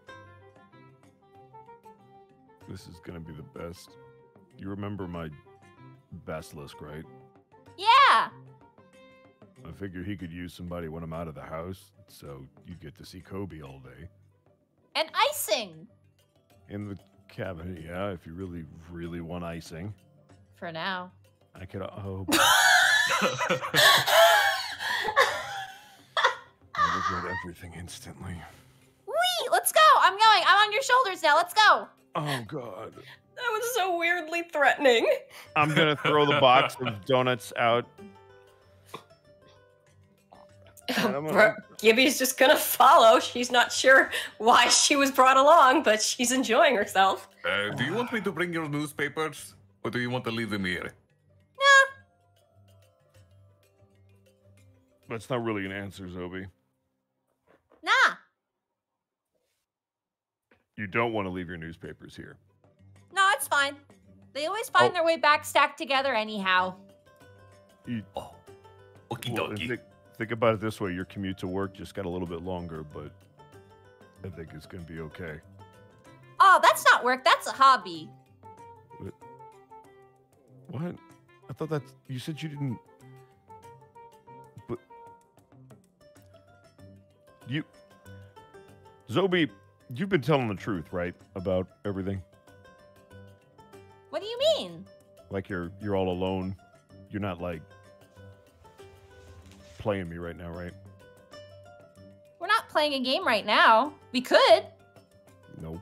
Okay. Just wanted to check. I'm going to take you inside before I do something stupid. Hooray! Inside!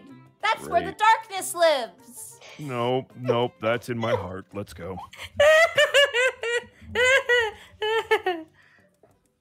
All right. Kel's just following behind, big smile on his face, looking at Brian. Brian does not look back to either one of you. I imagine you doing that stiff walk. He was It's just sort the of like, stiffest. you brought me.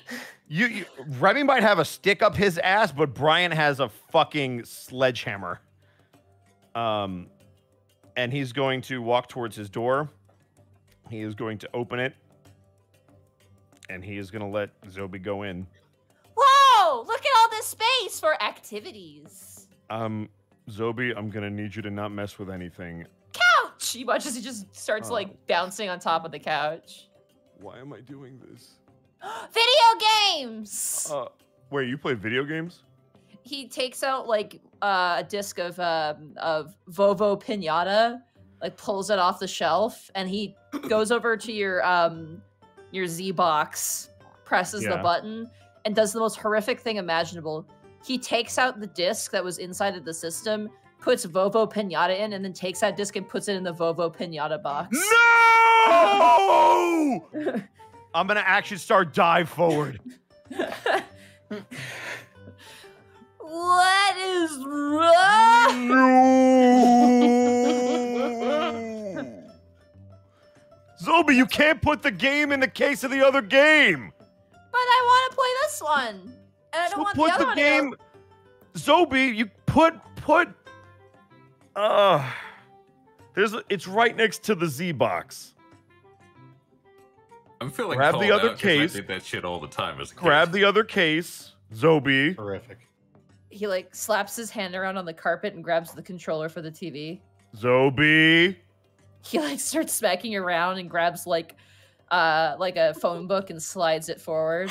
Put your hand Zobi. firmly on the lid. Come on, Zobi. You have to at least clean up if you're gonna stay here. He, without breaking eye contact with you, presses the power button on the Z box. Little shit. Zobi, I will come over there and I will turn the Z box off. He Put the brings game in its right case, Zobi. What do you mean? It already is. No. You took the game that was in the Z box and put it in the Vovo Pinata box, and then put Vovo Pinata in the Z box. That is not the correct game in the correct box right now. Did I? And he kind of kicks the Vovo Pinata box over towards you.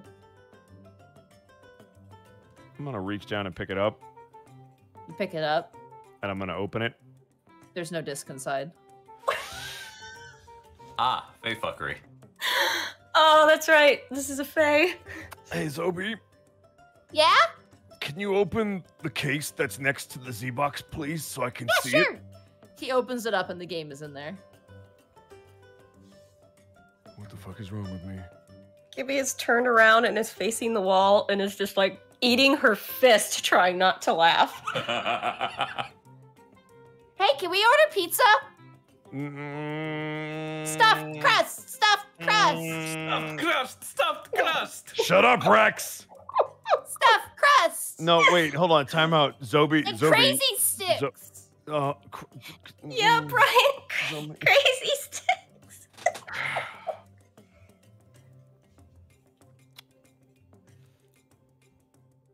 Are we invited to the sleepover, Michael? Yeah! Rex. Me casa, your casa. It is not your casa.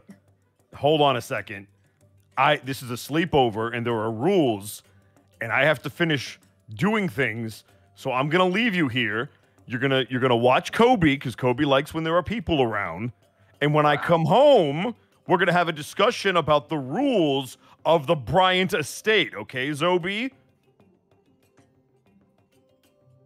Zobi, I really need you to would you please Zobi!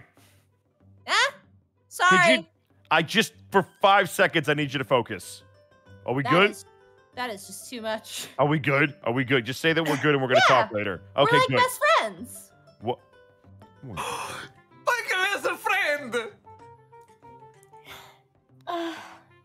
I hate my life. I hate it. I hate I it. didn't All know right, this Zobi, was I'm where going my idea was gonna go, but I'm so glad it did. I will be right back, Zobi. Please, I'm begging you, please. I cannot deal with any more chaos. Please do not wreck my house. I really need it to be like this when I come home. Enjoy the video games, okay, buddy? Okay. Okay? Okay. All right. I'm walking away now. And I'm going to close the door and push Gibby and Kel out of my fucking house. I am then going to lock the door, and as I walk away, I'm going to pray to whatever God exists in this universe that I do not hear any loud noises as we walk away. Out of character, I'd love it if you just like took 2 steps and then heard a gunshot go off. Fucking damn it. No, I can't believe Kobe shot you can Zobi. totally do Minor that. Be a car explosions backfiring. going off. Nah, it's I nothing just look to it and it's happens. like, it's probably just the game. I just want to imagine that I come home and then I hear the gunshot and it's just Zobi and Kobe in the Pulp Fiction suits with the glasses on and the gun is smoking and it's like, yo! Alrighty. And that is where I'm proud of you, Michael. Thanks for bringing me. I thought maybe he would have more information because he gives me weird papers and I hate everything. Pat him on the shoulder. I've become everything I hate. So, is there actually a slumber party tonight? Will we have pizza? Am I invited? Fine, Kel. After we finish our business for the day, you could come over for stuffed crust pizza and crazy bread. Yo, you know that thing dogs do? And they sort of tip-tap in place, excited and happy? Yeah. Yeah. Let's go right now. Brian, without even looking at you, is just going to raise his hand way the fuck up and pat you on the head.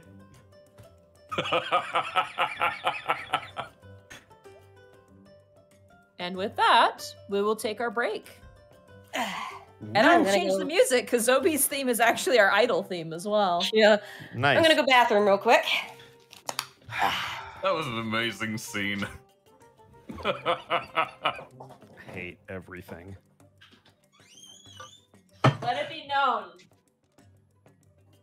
that Edward Bosco, as his character, Michael Bryant, invited a Fey dragon into his house. Michael doesn't know what that is. In his defense, Michael's not as smart as Remy. I would like to point out that there is a diversity in my characters equal to that of the 5e fighter because unlike Remy, Brian is not distrustful of literal... What? There What? it is. What? I knew the 5e fighter was going to make an appearance. Shut the fuck up. Hey, we'll be doing a 5e fight later, maybe. Yes. If we get it Yes. working. We'll see. No, that's just a 5 fight. Hello, chat. Welcome into the halftime show. That was not a scene that I expected to have today. You're the one who suggested it. But I didn't expect it to go like that. Fair. I hate character development. I hate it. I hate it so much. I hate it. Chief, mind telling me what you're doing on that thing? Sir, showing the versatility of the 5e fighter. Remy, that's a stick. No. In the right hands, it's a weapon. Remy, why are you talking like that? I don't know. I just imagine Log is your Cortana. Huh? I imagine Log is your Cortana. No, my fucking Tio's my fucking Cortana. Oh, there you go. Fucking. God. It fucking Bolo's my warthog. Oh God. And my pelican and my fucking mongoose. Mm-hmm. Oh God. All I need to do is attach a rocket to his fucking head. Specializing in the energy sword. Yep. No, I do have an energy sword. I have a fucking life stealer blade. Nice.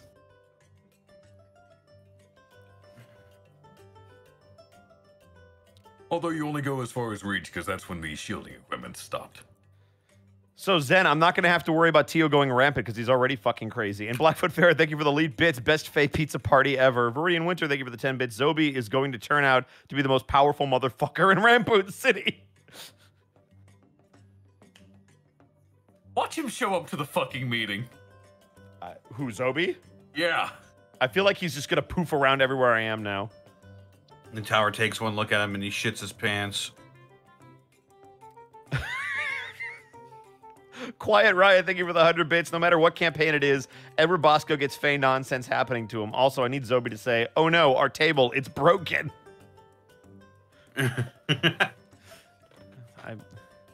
Plot twist, Zobi is the tower. Man.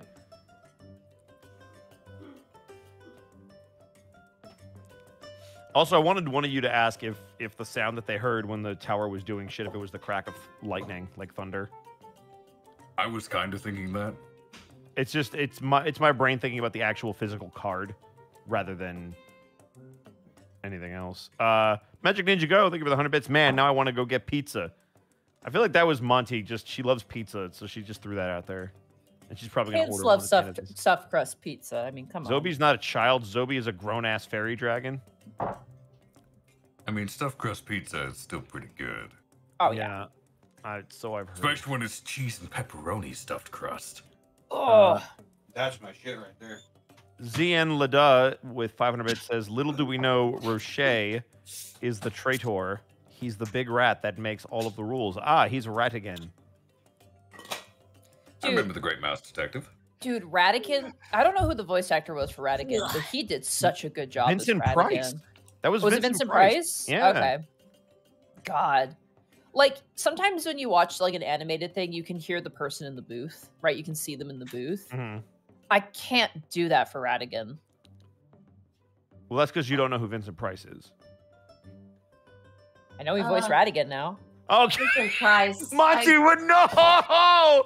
Monty, I need to... Monty, have you stuff ever to heard the watch. song Thriller? Well, yeah, that's... Do you know He's the that guy that does the laugh. falls across the Darkness land? falls across the land. The Oh, midnight I didn't know hour that. is close at hand. Yeah, that's Ratigan. Vincent Remember Price the is Wow. like 13 Ghosts one of of the... Scooby-Doo as well? Yeah, the Vincent 13 Ghosts of Price started Scooby-Doo, that. yeah. Well, Oh, you wow. know, like Monty, like Boris Vincent Karloff Price is like and a Bela horror Lugosi and icon. stuff. I don't remember things, and I'm also very bad with names, so... I will forever be envious of Vincent Price's voice. He was on the Muppet. Like, I guarantee you, if you heard his voice, you'd be like, "Oh fuck." And speaking of names, check out what I put in memes. I've been Oh, watching I this- gotta sorry, go ahead. grab the, that one... Oh no, mentioned. Dr. Caliban with 100 bits. My poor goth heart is in pain because Monty doesn't know who Vincent Price is. I've been watching so many British horror movies lately on YouTube, whatever I can get, and so many of them are Vincent Price. Like, Here you go, Monty. The Abominable Vincent Dr. Price. Phibes is like my favorite guilty pleasure ever because it's so stupid, but What's it's the one where he Vincent plays the Price. butler? Oh, wow. No, that's the one where he plays like this organist who was deformed, and he's out to kill all the doctors who let his wife die. And it's like ridiculously convoluted, like almost Saw level kills that are idiotic. Like he legit puts on. He gets one guy to die by like getting this frog mask, this intricate like frog mask, and getting the guy to put it on, and it just slowly tightens until it crushes his skull. Damn. You're going out of your way to kill these guys. Sarah, I posted that video I mentioned earlier, the ice cream one. Oh, thank you. What the fuck? Wait, where is it? Is it in general? What the fuck? It's a crime scene.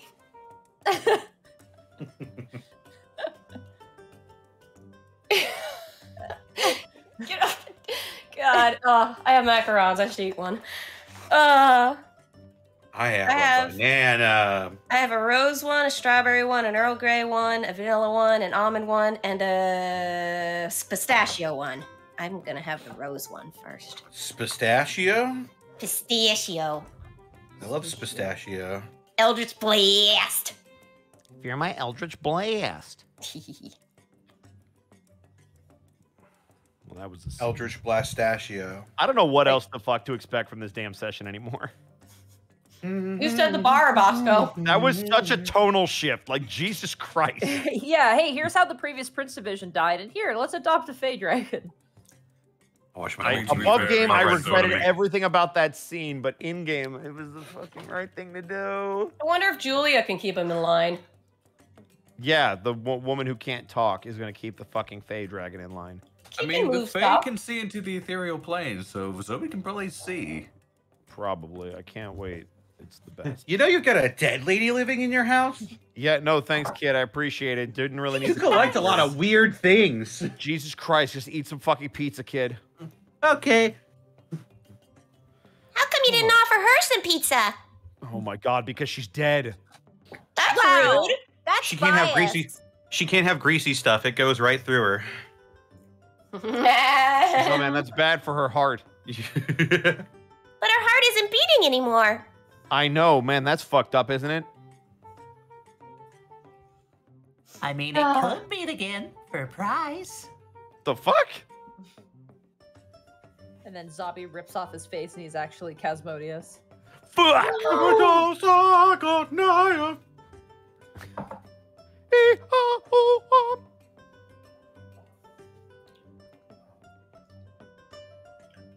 All right, you guys good to keep going? Nope. Yeah. It was really silent, and I almost hit my soundboard there. No. Connor, you are more dangerous because now it's a button in front of you as opposed to something you have to go dig up.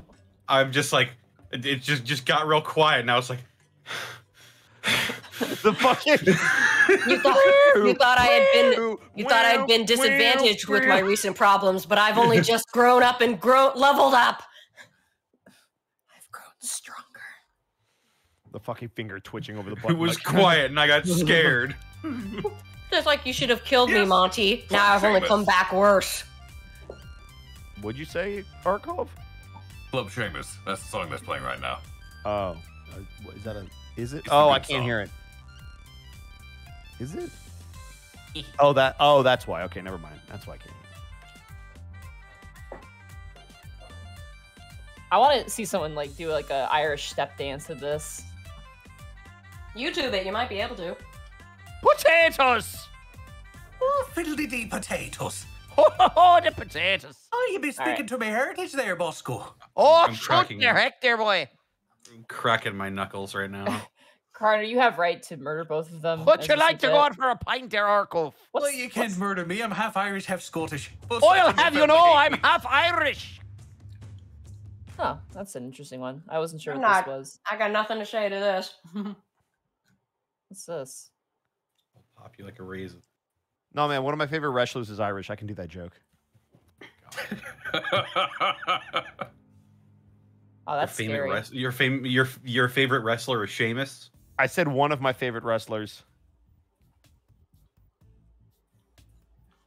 Also, I didn't say that it was fucking Sheamus. Finn All right. Balor? Stop! Is it Finn Balor Welsh? Stop! No, he's Irish. I thought he was Scottish. What No, he's Irish. Stop! Are you sure he's not British? I mean, Sarah? Monty, what the? You can't say that. 1-800-CEASE. Holy Alright, shit. we're back at it. Let's go. I'm gonna roll Okay. a Mid-Atlantic. Roll a d4 and please don't be me again. Oh, okay. See, this is why I don't talk anymore on Wednesdays. Oh. It's just not a good time. I'm having a good time. All right, Gibby, Yeah. Oh How you shit. doing? you've got your book. Yes. So I gotta scroll up past the.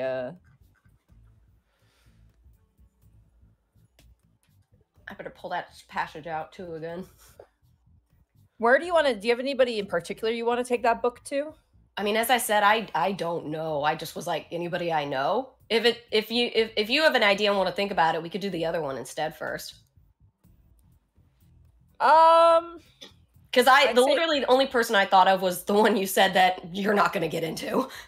Unfortunately, yeah, being able to speak with him is quite difficult. I mean, I'm trying to remember what's his face when he tested me for princess. I asked him for like about magic teachers, and I forget. God, that was ages ago. Did he give me any names? He would not be able to. He was the furball doctor guy. Yeah, but I thought he gave me a name or some information or someone to go to. But God, it's been ages. I don't remember that. It might be. It's Yeah. probably in my notes, but that was a while ago. That was probably more for like your condition and less about magical books. No, I specifically asked him about magic teachers and stuff. Maybe I can search that on my doc. Dr. Timber is his name. I don't see anything here about a school. For some reason, there's criminal harassment and it's circled. I don't know what that's about. Yeah, then That's I honestly you need have to look at Monty. the only magically inclined person I know of for the most part is like maybe Lady Odelia. That's all I can think of. I think Brian also wanted to see Lady O. Yeah, I was don't gonna know if say, you wanted to funny go you by should say yourself. that. Yeah. Are you guys okay with doing that together? Is she I mean, viable? what? Yeah, well, everybody but Tana should go see Lady O. Well, Kel Kel's doesn't always really happy. need to, does he? I mean, I'm well, Kel always should happy come. to see Lady O. Well, Kel Yeah, should why not? come He's with because us. I think You know Lady what? Odelia likes Kel. So yeah, Yeah, the why three of us not? should go see Lady O. Yeah, we're already together. Let's fucking Yeah, go. let's do it. Yeah, let's go. No, You guys wanna it's take- okay. You can totally leave me on the side of the road. And No, leave you're me coming with behind. us. Do you guys we want just got the Janice to three go of with you as well? No, I'd rather him not come. Yeah, that's great. You're Janice. such a dick. If Janice wants to come, but Yeah, do you want to come, Connor? Got no reason to, really. Yeah, there you go. okay, So there you this go. is Kel. Boom. Yeah, there you go. Do your best Bosco impression. Sit out all the Kel, scenes. Let's honestly, go. but we like Kel and we want to bring him along It's so true. he doesn't get FOMO. Also, Arkov was like, I don't know what to do. So we're coming to our scenes. That is true. I did All say right. I'd be happy to tag along. Yep. We need a fourth person, Connor, to do the JoJo step. Oh shit. By By the way, check out part 6. Well, All right, if you want let's me do to it. come, then I So guess we're going I to see- will, but No, you can stay home. It's fine. We All just show up at your door like, please. We're not gonna force you You to be wanna in a go scene. to- Just you come want to go to see the Chris- Lich District? Yeah. Come on, that's safe. You Yeah, get can through we the zone, go? but- Says Neffany. Yeah, I was about to say, Neffany speaks up. Yeah, let's go. No. No. This is not a Oh. we thing. Just closes the door. No. Actually, after this, Connor should go see Mama Rugigi. To be fair, Nice I wanted to words. see Mama Rugigi too, so Well, then you can just piggyback onto that scene, Sarah, since you want to do everything today. it's kind of private though. I don't know. We'll see. Oh Yeah, okay, my let's fucking go. God. We're going to Oh, Lady oh. O's house. All right. You Fuck, guys I make your hate way to Lady Odelia's ghost store. As you guys make your way inside, ding, ding, ding, ding. The door opens and the store is completely empty. The objects that you've seen there previous are in their proper cases, but beyond that, you don't see anybody at the moment. Also, Arkov, I just texted you why I wanted you to come along. Oh yeah, I figured. That was Yeah. my immediate thought. Yep. Wait, you said it was empty? Yep. As in she's not here or she's in the back? You don't see her. Is there a back area? There is a sort of curtained off area behind the like the counter Is there a ghost cat that I could pull the tail of to see if I can get her attention? You think that the bell above the door would get her attention? I'm Did legit it? surprised Bryant just doesn't like go in the back area. Just like, fuck it, I'm going. I mean, I am going to go in the back area if she doesn't come out when the bell rings. So yeah, I guess when we go in, does the bell react? Yeah, the bell rings. I did the sound. Okay. And nothing happened. Nope. It's not the first time you've walked in without her being there. I'm just going to walk all the way in and see Okay. if eventually somebody emerges. Otherwise, I'm going to hop the barricade and I'm going to go to the back. I'll call out real quick. Lady Odelia? Just give me a moment if you don't mind. Fuck, she is home. Yeah, I prevented your death. No, you prevented my ability to steal all the magical items I would need to be Casmodius. Eventually, the curtain pulls open, and you see currently like affixing those sort of nail embellishments, like those finger metal pieces. Lady Odelia kind of striding out and closing the curtain back behind her. For all of you, you see just a invisible woman in a suit with the hands, those metal pieces. Bryant, you see her whole kit and caboodle. You see the entirety of what she looks like. I wish I was blind. I bet she was getting dressed, Bosco. You would have seen everything. Oh, no, my dear. I've already See, I seen it saved all. you. I saved you. No, she tried to run to the back, but I'd already seen everything. Please tell me you get that reference, Sarah. Have you not seen that thing that Patrick Stewart did where he keeps doing the bit? Yes, every time that's I run it. into him? That's it. Okay. I was like, I just come on, remember you of him- all people. I just remember him shooting a gun in his garden, going, "You motherfuckers are gonna kill all my lilies!" And he just fires a gun. She steps forward to the counter and goes, "To what do I owe the pleasure of your company again?" Gibby, do you want to start? Gibby steps forward with her book. I recently got this book, and it's a little wordy for me, and I don't really know anyone with any sort of magical inclination I could ask except you, so I wondered if I could get your opinion on a part of it. I'm not really one for book reviews, but I could take a look. I will open it to the intriguing section of a very boring book.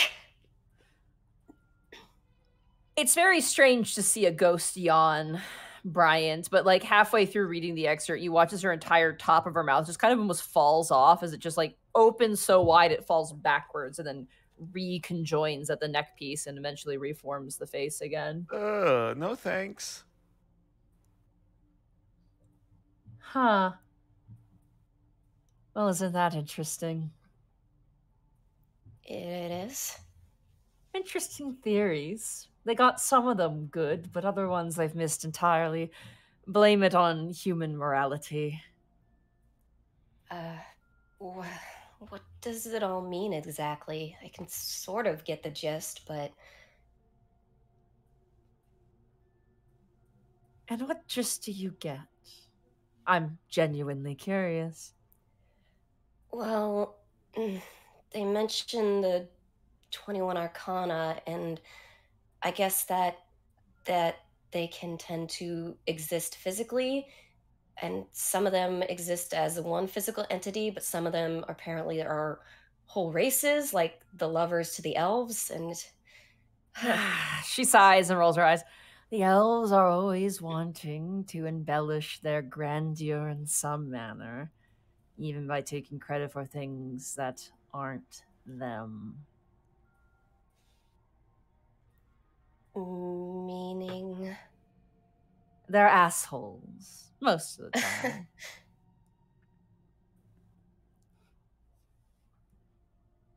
I mean, I'm mostly curious. It mentions the tower, and...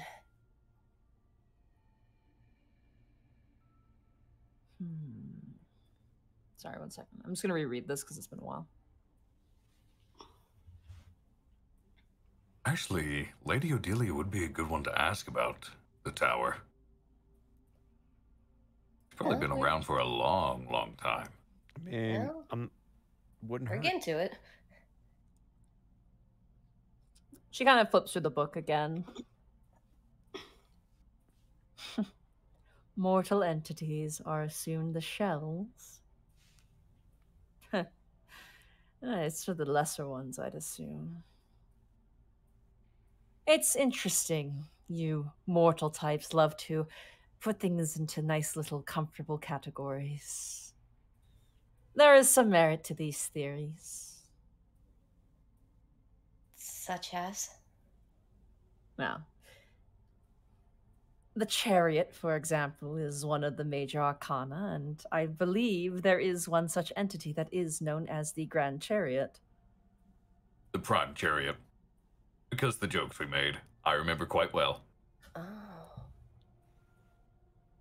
And it said that this peach person met the embodiment of death. Do you know who that is? I don't remember them, no. That was a loaded response. Yep. Insight? I could try. Go ahead. Inside an invisible ghost. Here we Yeah, go. indiscernible she is. Can It's I- another can 9. Not that it matters. Never mind. Go, Bryant, roll with advantage, because you can see her. I was gonna say. All right, come on. I need one Remy roll. That'd be great. Here we go. With advantage. 13.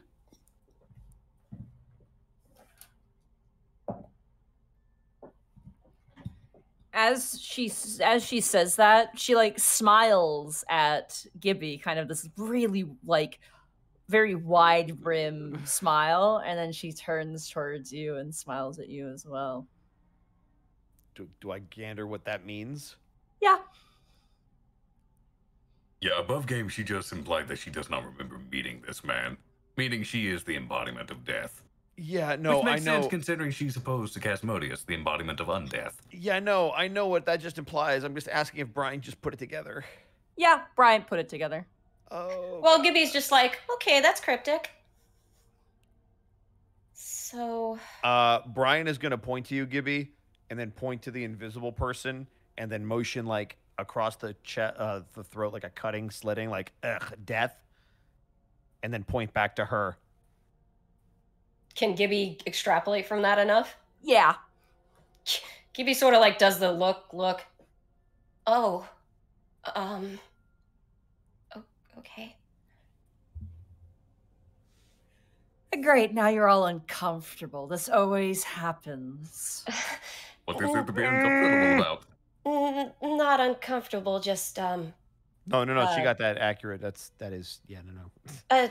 sort of just taking it in. I'm just chilling. So, are you the only one? They mention reincarnation. Are you one of the many forms of that arcana? That's a very difficult question to answer, and if I were to, I'm sure your brain would pop like a grape. Oh, fair enough.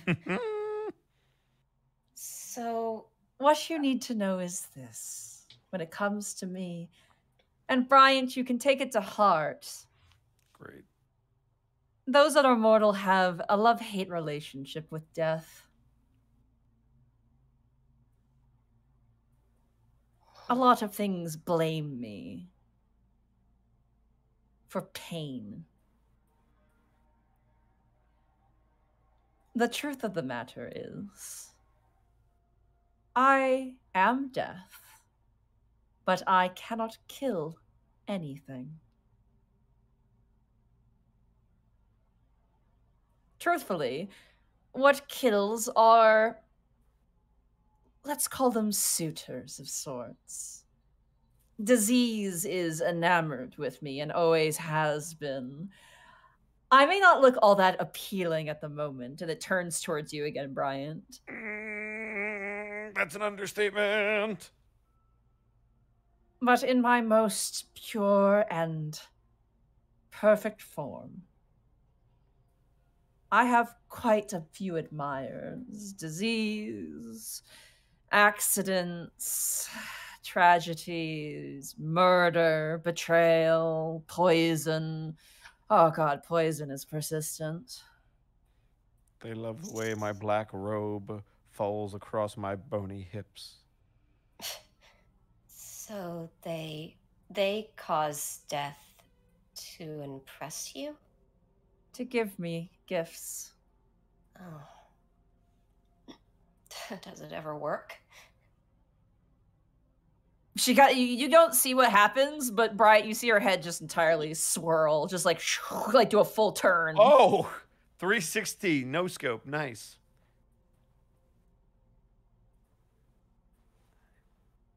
The real annoying bitch of this situation is that I shouldn't be here at all. None of us should. And by that, I mean that which you can see, Brian.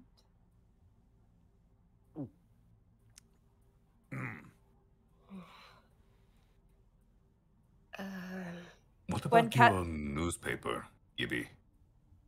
Oh, You mentioned something about balance being thrown off. I With get spirits becoming more common. Sure. I can do that real quick. I'll show her that thing and be like, "What was this in relation to?" That occurred about how many years? About 200 years after his summoning. You mean, him, who I won't say. I would very much appreciate that, yes. No, I learned.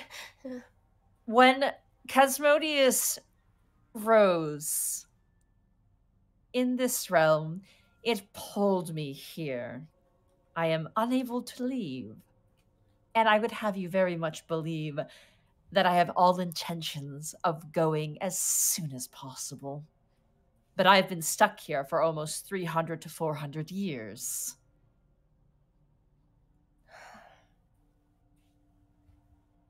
Okay. And very quickly, the gifts that were entrusted me are slipping through my fingers, because I do not have the scope that I had when I am at my fullest form. I have, in a word that you would all understand, been robbed. And I must undo this robbery to make things right. At least, how you may see them. Okay. I guess. And there are others like me. Other things that have fallen through the cracks and made their way here.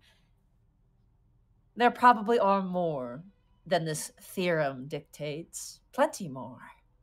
So, the things that fell through the cracks are these arcana, and then also ones not mentioned as the arcana, you mean?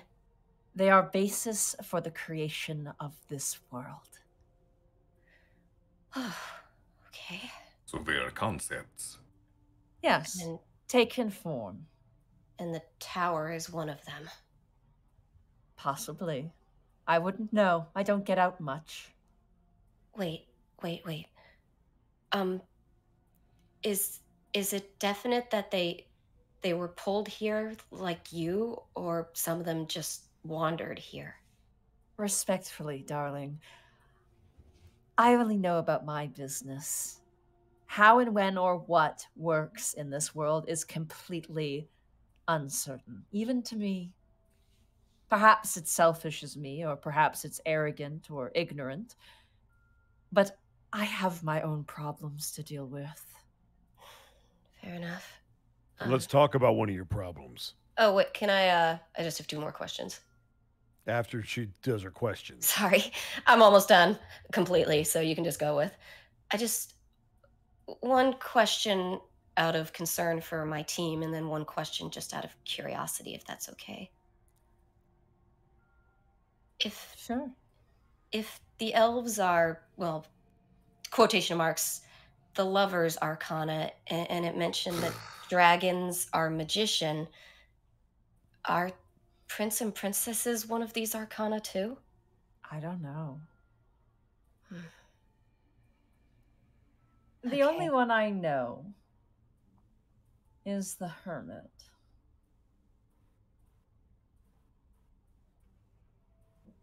If I can ask. Oh, he loves to parade around pretending to be a human. Living hundreds of little lives. Above game. Is that someone we know? I have thoughts. All right, I'll think about it later. And then just, all right, and my other question, I guess. Out of curiosity. Hmm? Go Oh, on. Wait, what do you, sorry? Sarah, that's not the same thing as the dragon who wanders around, is it? Don't think so, because he's supposed to be, if he's a dragon, he's the magician Marcana, not the hermit. Okay. I just know that earlier today you were talking about one that had like nothing and just wandered around. I mean, the immediate thing that comes to my mind is the beast of K, the good side that wanders. Maybe. But I wonder if it's something else we've encountered. I have to think about that. And I guess I'll just ask this point blank. And what do you know of the tower? She just shrugs. I have no idea what that is. Really? Hmm? The book makes it out to sound like it's as powerful as you are. Doesn't mean we know each other. Fair enough. Well, thank you for your help. I will close the book and sort of back up a little. She looks and turns towards you, Bryant. What do you know about an ugly ass dude named Shepard? Shepard. The name is not familiar to me. And I've met plenty of ugly ass dudes. He is, he would have met you were he not afraid of the surface. But he is of the families, like Bryant. His name is Shepard Cruel. Then that makes 4. Excellent. When he heard your name, his eyes fairly glowed. He was so excited to meet you. But he has lived underground in the Catrail all his life and was terrified of the surface. That seems to be of your making, or at least your society is making. Thanks, by the way. Yeah. Good to know. Good to know. Excellent. That means 12 to go. And we can get the band back together. Not necessarily.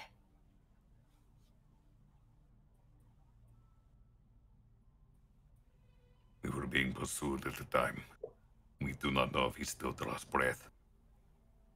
Yeah, the tower. He's been recruiting in the Catrails, and when we left Shepard, it seemed like they had been sending people to find him.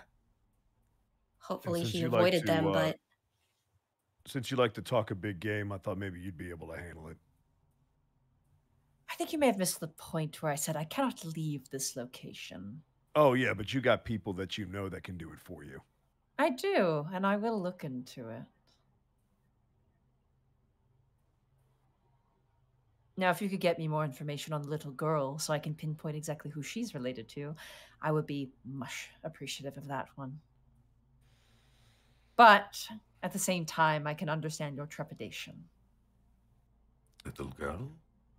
The one from the Artist Collective. Yeah. Oh, no, not her. Haley Oh, is... you mean Amelia Hawthorne. There she is. The name Hawthorne doesn't ring any bells. What was her mother's name? I know when she was buried. Wait, the above ground game, was above game, are we definitely okay with letting her know that information? I mean, I assume Bryant might not. I don't know. Then Bryant would have to elbow Kel. Yeah, I can't stop Kel. I am going to look this up real quick, though. Yeah, I probably have that information too in my notes. Because I don't know, I can't remember her name, and I'm not finding it in my notes. Which is, I have the nickname, the first name is Nicola. Do I have her last name? because when she was buried, the ground was consecrated. Correct. Specifically. Damn it, did I not get a last name either? Let me check documents. Do we see her grave at all? I forget. I'm going to see if we got a last name. We might have only gotten a first name. Yeah, I only got Nicola. It could have even been Hawthorne as the last name. I'm checking my notes too. I would assume the reason Hawthorne doesn't ring a bell is probably because Amelia's mother is the last name she needs. Right. There it is. No, that's not it.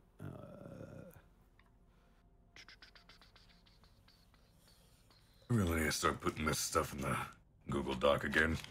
Oh, all my not- stuff that's is in not Google useful. Doc. I could have It's just- sworn I took that. Yeah, I have Nicola Hawthorne and Jonathan Hawthorne. Yeah. Well, then, that's a matter of public records. We should be able to get that.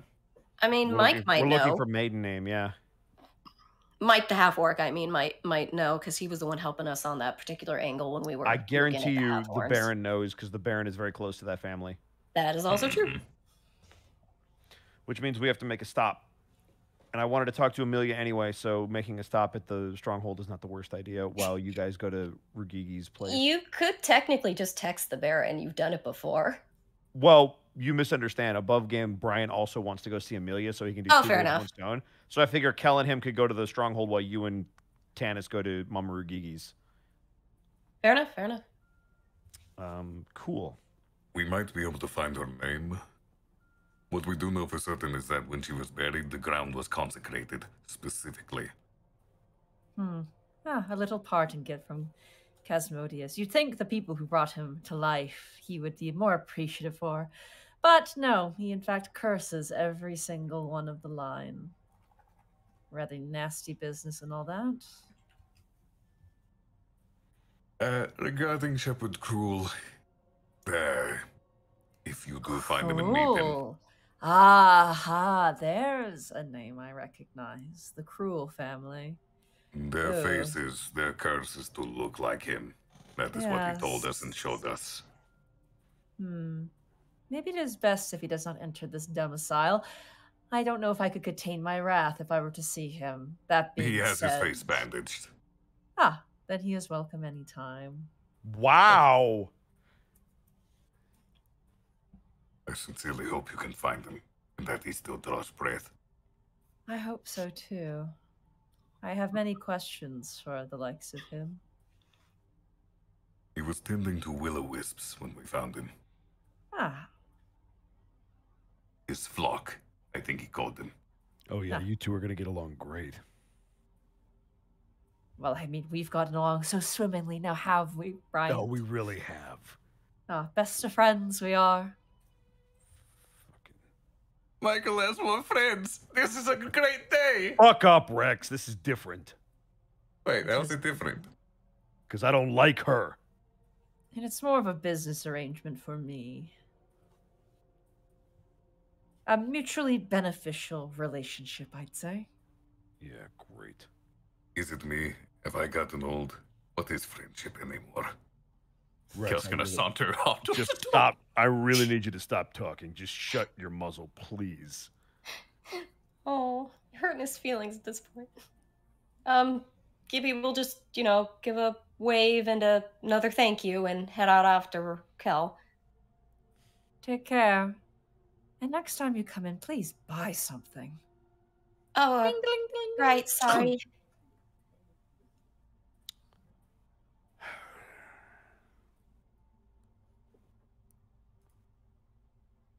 Fucking hate this place.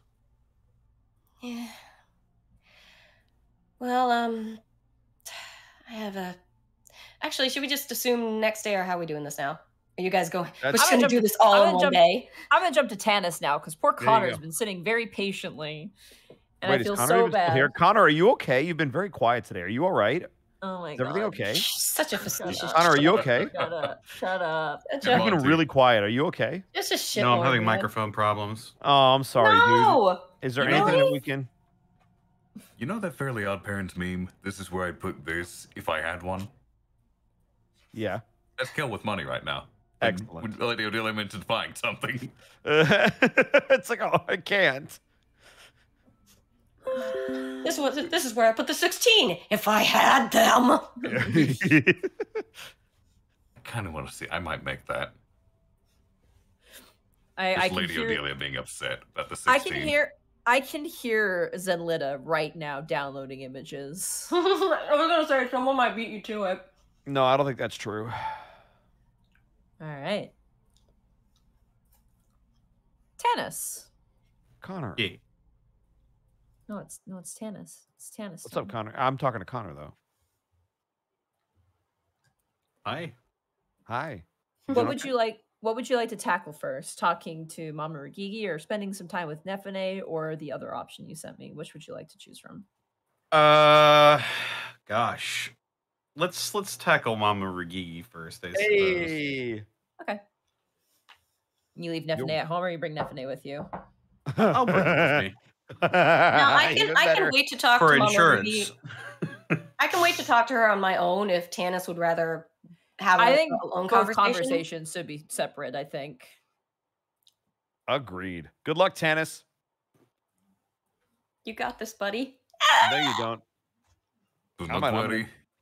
If Mamoru Gigi kills you, she will take care of I'm gonna Nefene. resist the urge to fuck this up. I'm just gonna mute and listen. All right. So Tannis, you drive up to Mama Regigi's house. Yeah. Oh, what was her name?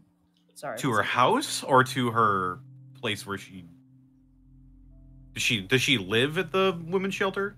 Yeah, it's her house. I just got confused, okay? Keep in mind, the first thing she said to us when we walked in that first time was, "Who is making noise in Mama Ragigi's house?" Indeed. Trying to find. Oh, God. I don't know. Like Unexpectables, my notes are really good. For Prince Division, my notes are all over the fucking place, and I hate myself. Nah, jeez.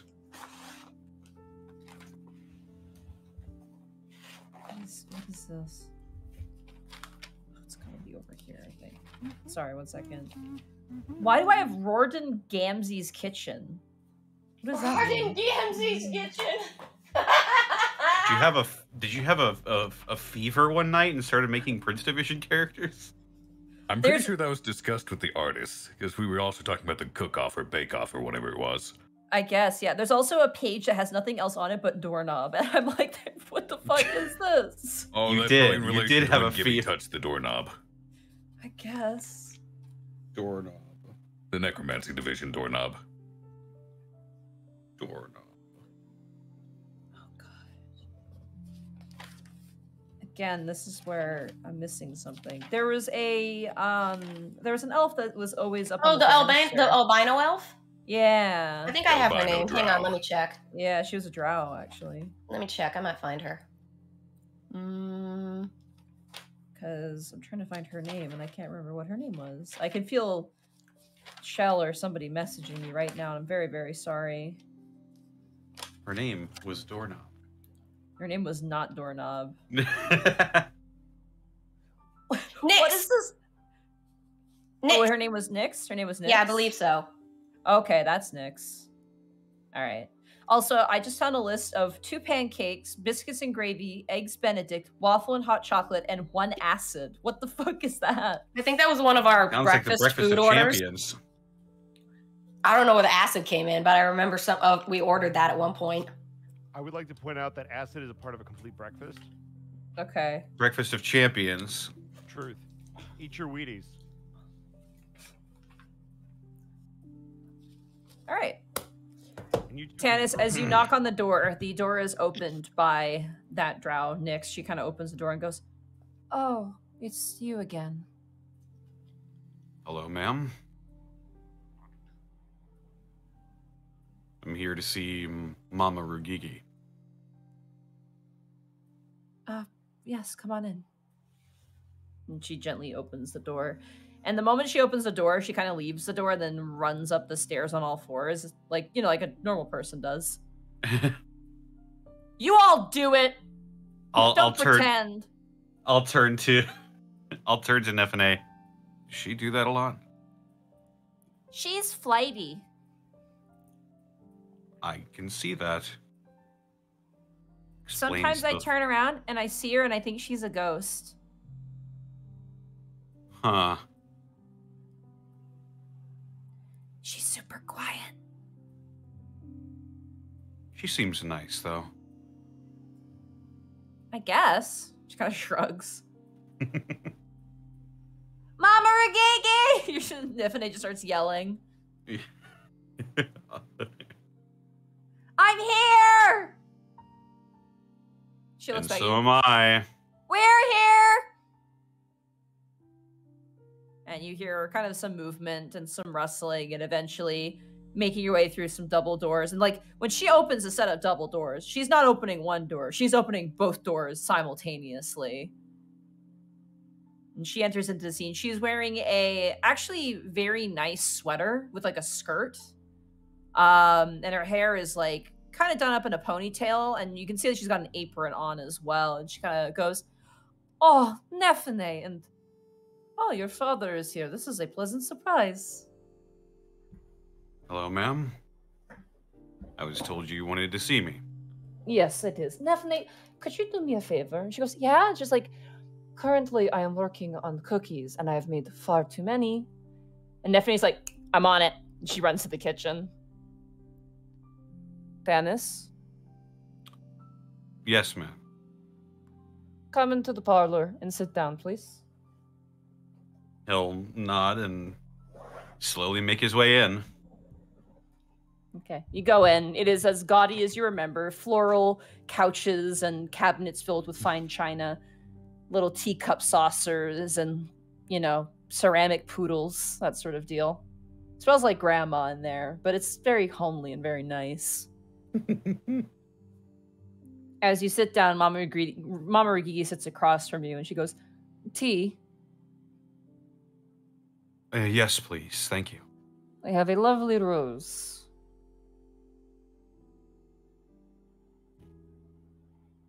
A rose tea. That sounds lovely. And she pulls some cups and pours out some tea and hands it to you. Tannis, I wish to speak with you. That's why I'm here. You feel a powerful aura off of this woman. The corners of the room crawl towards you as if the very ground itself is shaking. You see her lean forward to you and go, "Are you all right?" And suddenly it all dissipates.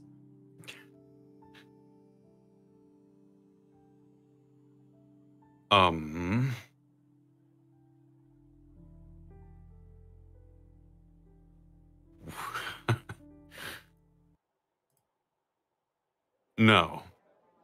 That's not what I want. I'm sorry. No, that's me. Sound. I got the wrong sound. Please disregard. That is not the response I wanted to hear from you, Tannis. I'm disappointed. Yeah, you said no. Mama has figured this.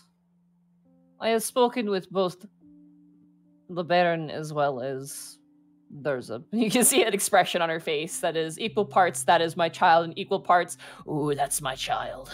It seems that things have become quite perilous for you. Yes. Yes, ma'am, they have.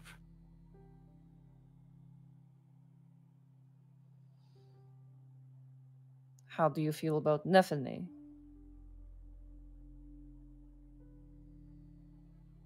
I feel bad that I can't always be there for her. I feel bad that she's growing up basically without both parents. Because we're both never around. You were divorced, yes? Yes, ma'am. And you survived. he lets his mouth hang open a bit. Yes. Elf culture is very different. Yes, but I'm dead on the inside, you see.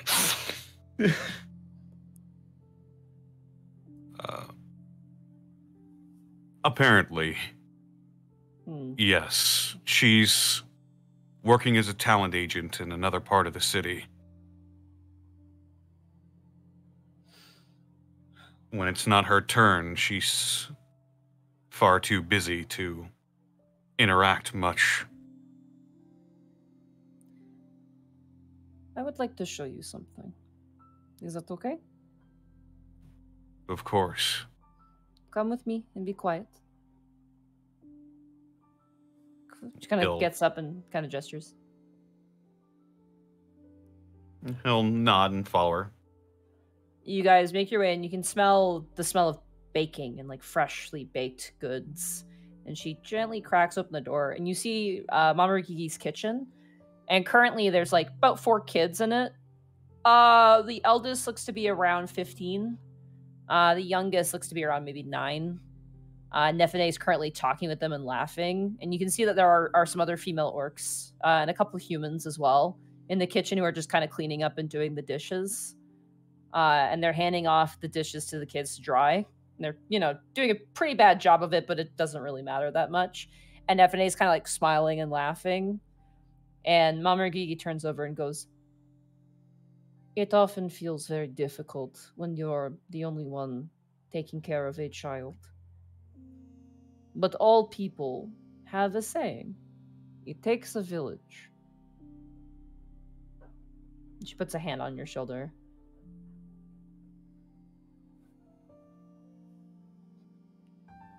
Nefene is worried about you, but she herself is doing fine. That is why I talked to you today.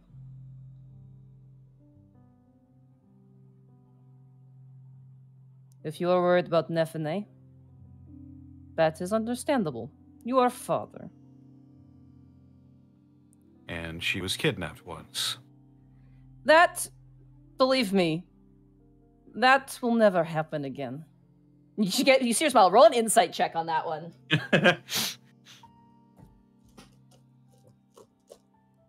Just hear the first note of the Ultra Instinct theme.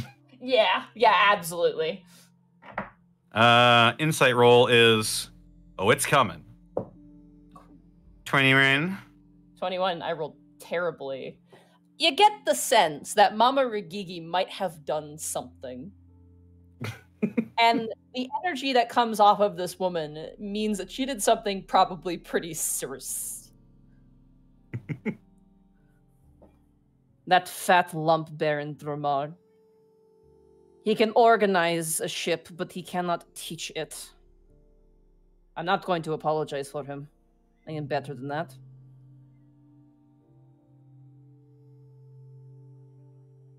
Your daughter did bite one of them pretty bad, though. So I've been told. She's got more fight in you than you think. And she may not have her elf mum. She kind of like spits that word out a little bit like the.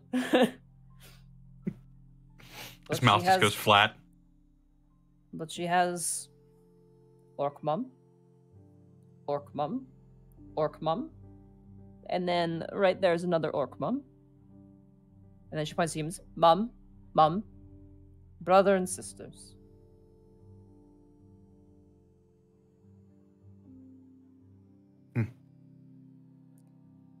So do not feel guilty.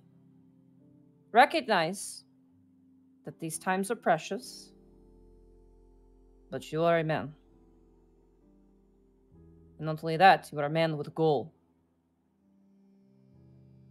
And from as I know it, your goal is to protect other people. And until that is done, I will protect Nefene.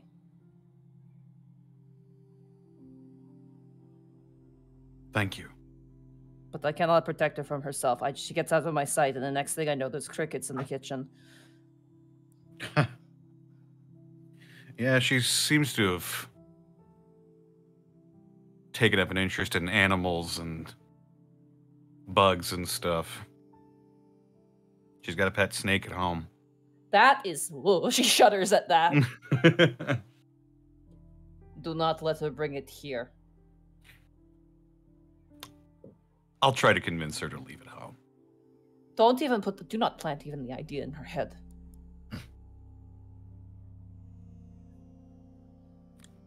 It'll be staying right where it is then. Good. Bryant? I look over my shoulder. I have seen people abandon their children. You are not abandoning your child. Life happens. And I you just... put her in...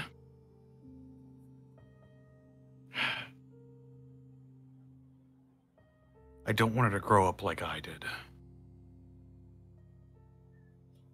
I don't think she is. Unless you were raised by like 50 orcs.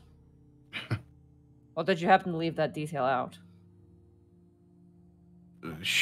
We were not. There you go. No.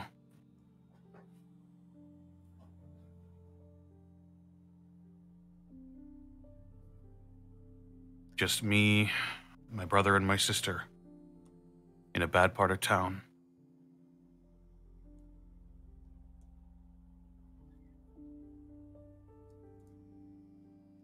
That's where most of us came from. Here, anyway. A very bad part of town. And same with that cat.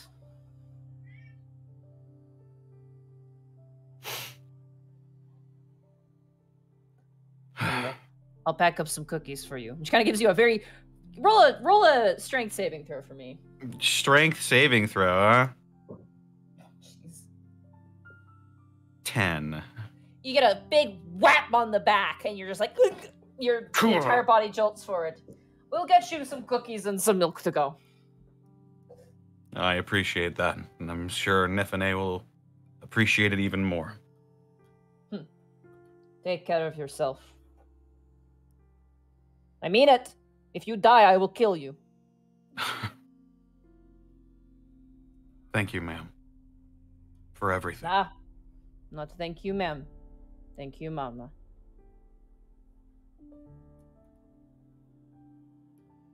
Thank you, mama. It's the first time I've ever called anyone that. Well, you better get used to it until I die. Mouth goes flat again. As if that would happen. Pah! She starts walking into the kitchen. Somewhere off in the distance, Lady Odelia sneezes. Wait, not that one. Not even I. All right. Is that scene good for you, Connor? You good? Yeah. All right.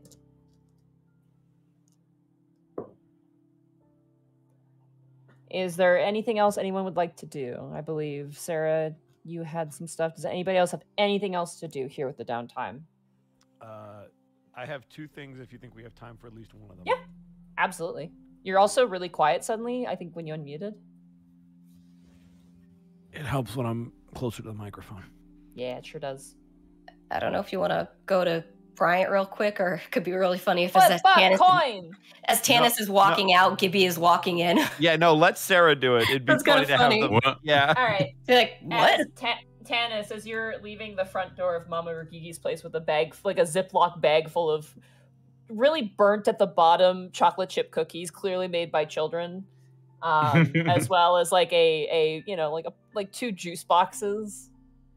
You open the door and immediately you see Gibby walking up the steps to the doorbell. Oh, hi, Tannis. Oh. Hello, Lauren. Nefene, hi. Hi. You want a cookie? Sure. As you're Specially holding the made. bag, she like cracks it open and grabs like the biggest cookie and hands it to you. Is it wrapped up at least? No, it's not. It's like just straight out of the Ziploc bag. Thanks. As you bite into it, the bottom is like a puck. The top is soft, but the bottom is like really burnt and crispy. It's got really good texture. That's what I said. I guess you just saw Mama Rugigi too? Yeah, she wanted to see me, and Oh, right. we talked. Nefene like reaches up and puts a hand on your waist and then walks up to you, Gibby, and kind of leans side to side and goes, "He got scolded." Well, Mama probably just had a few words. I will She be right did. back. I do need to feed my cat. I will be right back. We can roleplay some more. Yeah. How are you doing? I'm doing better. It's good. Sorry you missed out on the fun with Bryant and us. Oh. He's got a dragon living in his house now. Well, a fairy dragon anyway. I don't think it's the same thing. Oh. It- I've heard you guys talking about that. I've never Yeah. actually met him. He may blow up Bryant's apartment at some point. I'm not sure about the details. He's hoping that doesn't happen. Well, hopefully Kobe's not in there when it happens. Oh dear. I think mostly he'll just lose a lot of his icing. What possessed him to do that anyway? Who can say with Bryant? And we did talk with Mama Ragi a little bit. Lady Odelia a little bit. That book I got from Yitang, I had some questions, and that's right, we didn't mention we met another one of the 16 in the tunnels when we were getting the cure for you. No fooling. Yeah. Shepherd Cruel. It's that curse that Bryant has. I don't think he'd agree, but he seems to have gotten a much nicer version of it. The guy looks like Casmodius. Uh-huh. I see. Really sort of sucks in a breath through her teeth. Yeah. He wouldn't come with us, though. I wish we could have gotten him to. But he's afraid of the surface.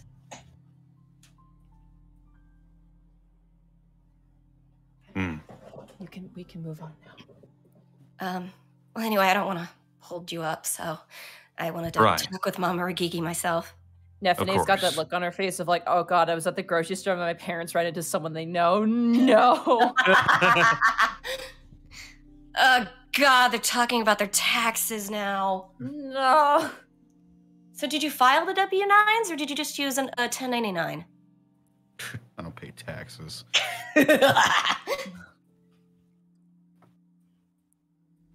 What are you, fucking Ray Cool? Well, bye, Nephine. Oh, bye. She's like picking grass out of the ground. She's bored. Gets back to her feet and looks at Tanis. You gonna make it to the car with that? Yeah, I think I'll be good. Okay. See you at work. All right. See you later. Yeah. Bye. Bye. Put the grass down. But I'm making a nest. For what? Grasshoppers. Do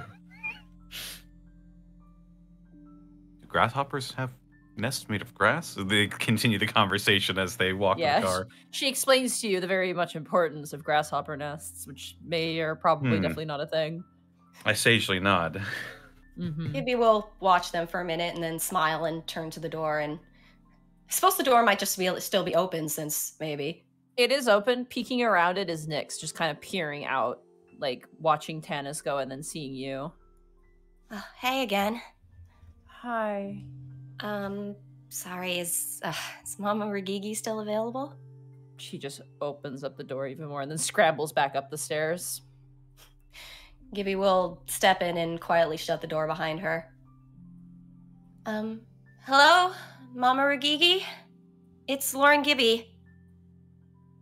You hear footsteps and then turning around the corner comes Mama Ragigi, who's like dusting off her hands on her apron. She goes, "Well, hello."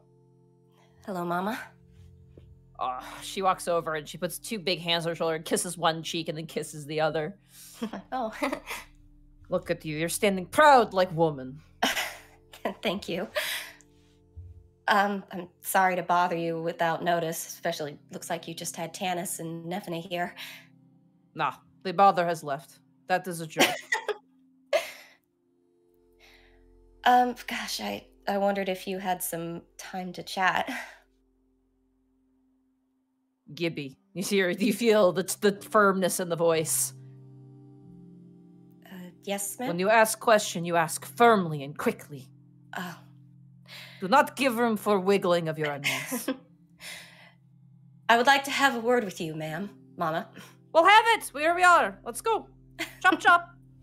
Okay, I'll follow. No, right here. We're standing. Oh. We've been having conversations standing in hallway. We speak now. Well, I wanted to ask you about, Durzup and... She spits on the ground.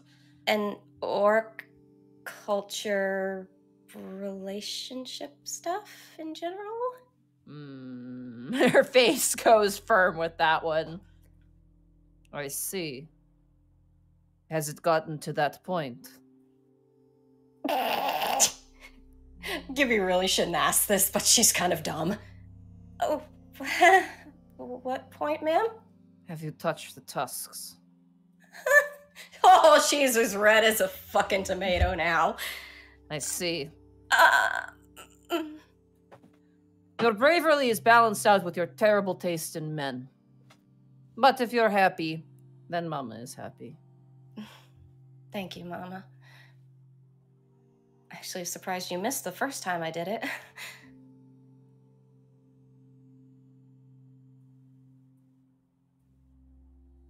Well, ask! She's like really impatient now. I thought you wanted us to go sit down at this point. So we were doing this No, whole... you're not. You are two women in a hallway having a conversation. Well, I was wondering, do you know how Durza feels about the long-term things and, I don't know, marriage and gets really quiet and low, just children? Oh no. I'm sorry? Oh no. She shakes her head like no. Oh no, I'm not. I'm not. I just it's just future preference curiosity. Oh god. Listen. Gibby, there are much smarter men out there. I am just joking. You're happy. I suppose. Yes, I'll get you a pamphlet. And she walks away. Pamphlet? Pamphlet? What? You see, when an orc and a human love each other very much. And just to be brief, she gives you information that helps you out. A lot of it you're overthinking. Well, it's Gibby's sort of... I don't know if we have time to get into that conversation. I don't know what the conversation is, so I don't know. Depends what she asks me. Basically social-wise, and I'll just to spare you from a lengthy conversation. Actually, no. Mama would be very direct. Be like, the thing about the relationship between human and orc is that human is very small, fall downstairs and die. Orc, usually, not always. Orc are very large. Fall downstairs, mild inconvenience. Well, he said fire wasn't too good either. Ah, right, that. Durza very much gets his hands and suit and his very nice shirts dirty. But what you need to know is this. Amongst orcs, you will probably not be so much liked. This is just simply the way it is, and it sucks, and it's bullshit, but... No, I got the idea of that. Usually when orcs become partners, generally, the orcs are of same strength.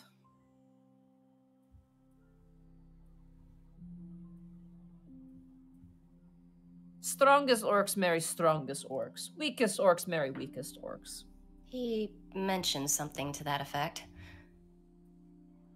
In terms of being married, usually, there are sometimes ceremonies, usually between very important orcs. For example, Baron Damar's wedding was A waste of money. She looks to the side. And garish decorations. Terrible. What happened to the wife? She died in childbirth. Oh. But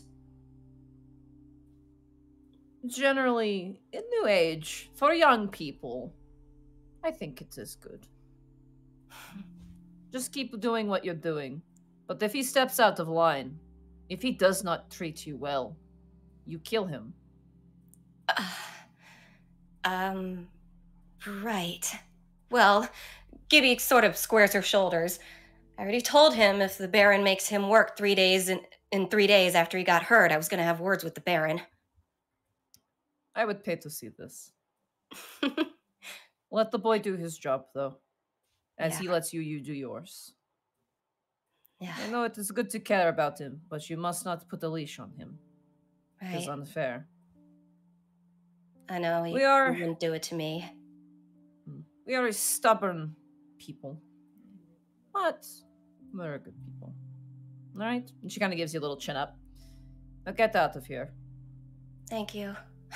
Sorry for the randomness of this. Just... No. Enjoy Panflint. It has beautiful illustrations. Yeah. It's funny to think about all this stuff when I don't think I ever would have until I came out here.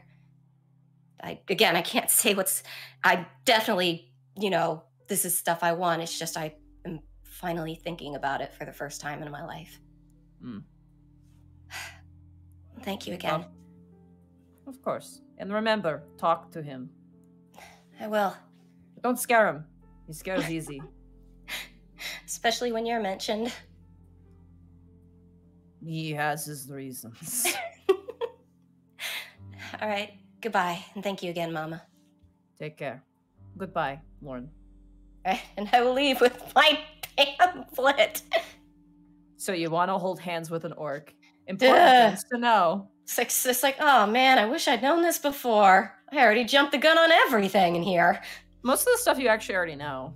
Yeah. It goes into detail about different things, but all in all, it's basically stuff that was already explained to you for the most part. Yeah, I guess Gibby will just sort of head home. All right. Anybody else have anything else they want to do at all?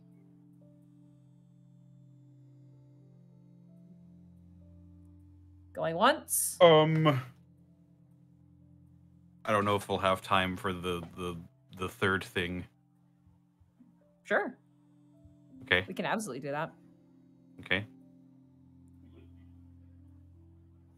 She invites you to her chateau that she bought and refurbished. Because of course she bought a chateau.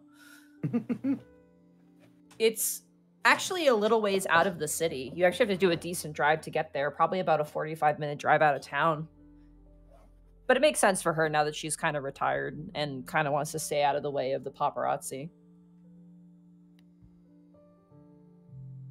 But eventually you make your way to the House of the Siren. Your previous employer and the person you work security for can't remember, how many years was it? A long time. Pretty much her entire career. Yeah. Those were the notes I was trying to find. Was on the Siren.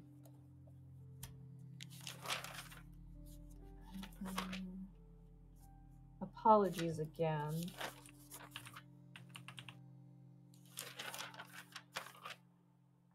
Yes, the ancient scrolls must be consulted.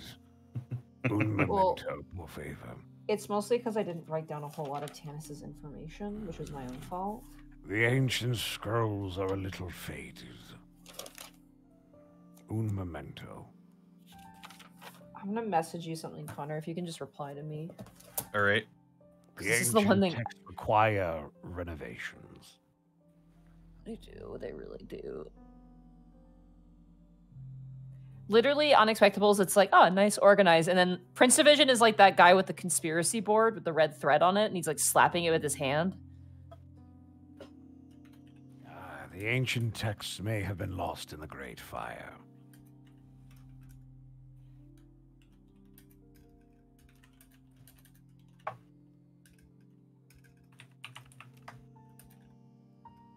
Ah, okay, she was. I just wanted to be sure. I'm pretty sure that's what she is.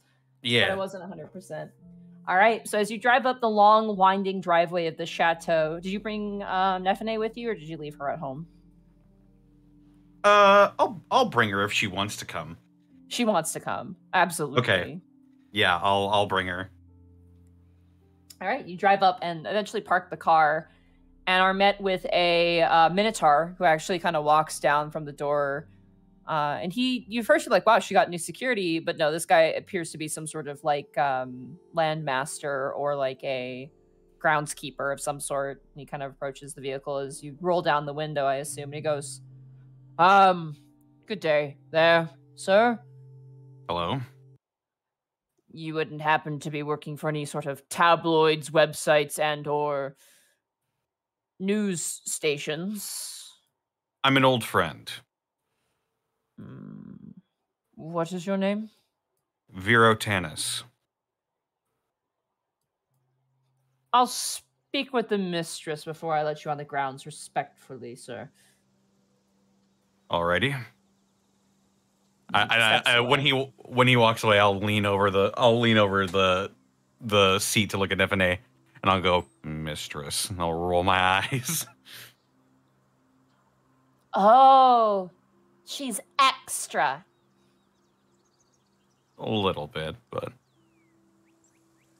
You watch as the Minotaur disappears in the house, and about 5 minutes later, rushing past him in essentially almost like an hoodie, but it's like this big poofy jacket, like that she clearly threw on in the moment just to like get outside where it's like slightly chilly.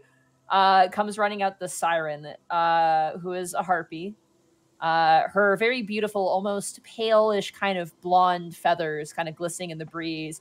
She's wearing these ridiculous rounded orange sunglasses, and her hair is pulled back in a little bit of disarray, which is, I mean, you've seen her in the dressing room here and then, like, you know, putting on her makeup and whatnot. And you've seen her at her worst at times, but she definitely is in like a sort of binge watching movies sort of attire at the moment. She comes in, she goes, "Oh, Tanis! My dear, come out of the car! Come out of the car!" I'll step out of the car. I would know her real name, right? You do, but she likes to be called the Siren. Okay. Siren. It's been entirely too long. Oh, look at you. Are you getting wrinkles on your face, darling? I don't think so. I've still got quite a ways to go before that happens.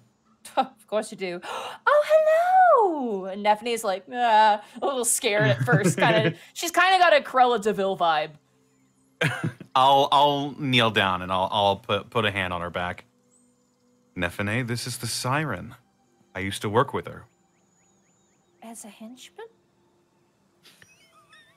I look back up at the Siren and I nod slightly. I was a bodyguard for her. Oh, she's so cute. She looks just like you. I love children. And you watch as the Siren kind of kneels down and like pets her like on top of the head, and Nefene's like, ow, ow, kind of like grabs her head and fixes her hair. Oh, come in. I come in right away. I'm so sorry about my groundskeeper. It's just we've had people sneak in through the shrubs and bushes, and it's quite the disaster. Come in. Oh, take your shoes off though. Come in. Oh, they're doing sort of an Eastern thing here. I see. And I will do so, and I'll say you can take your shoes off, Nefene. Okay. She kicks her shoes off. It's a nice chateau. Everything's very echoey though, and like on the walls are really nice art. You know that the Siren was all about nice art. Yeah. How old does she look, by the way? She's probably maybe 40s, maybe late 30s, early 40s. Her career definitely boomed when she was about, you know, like probably 19, 20 years old. Mm-hmm.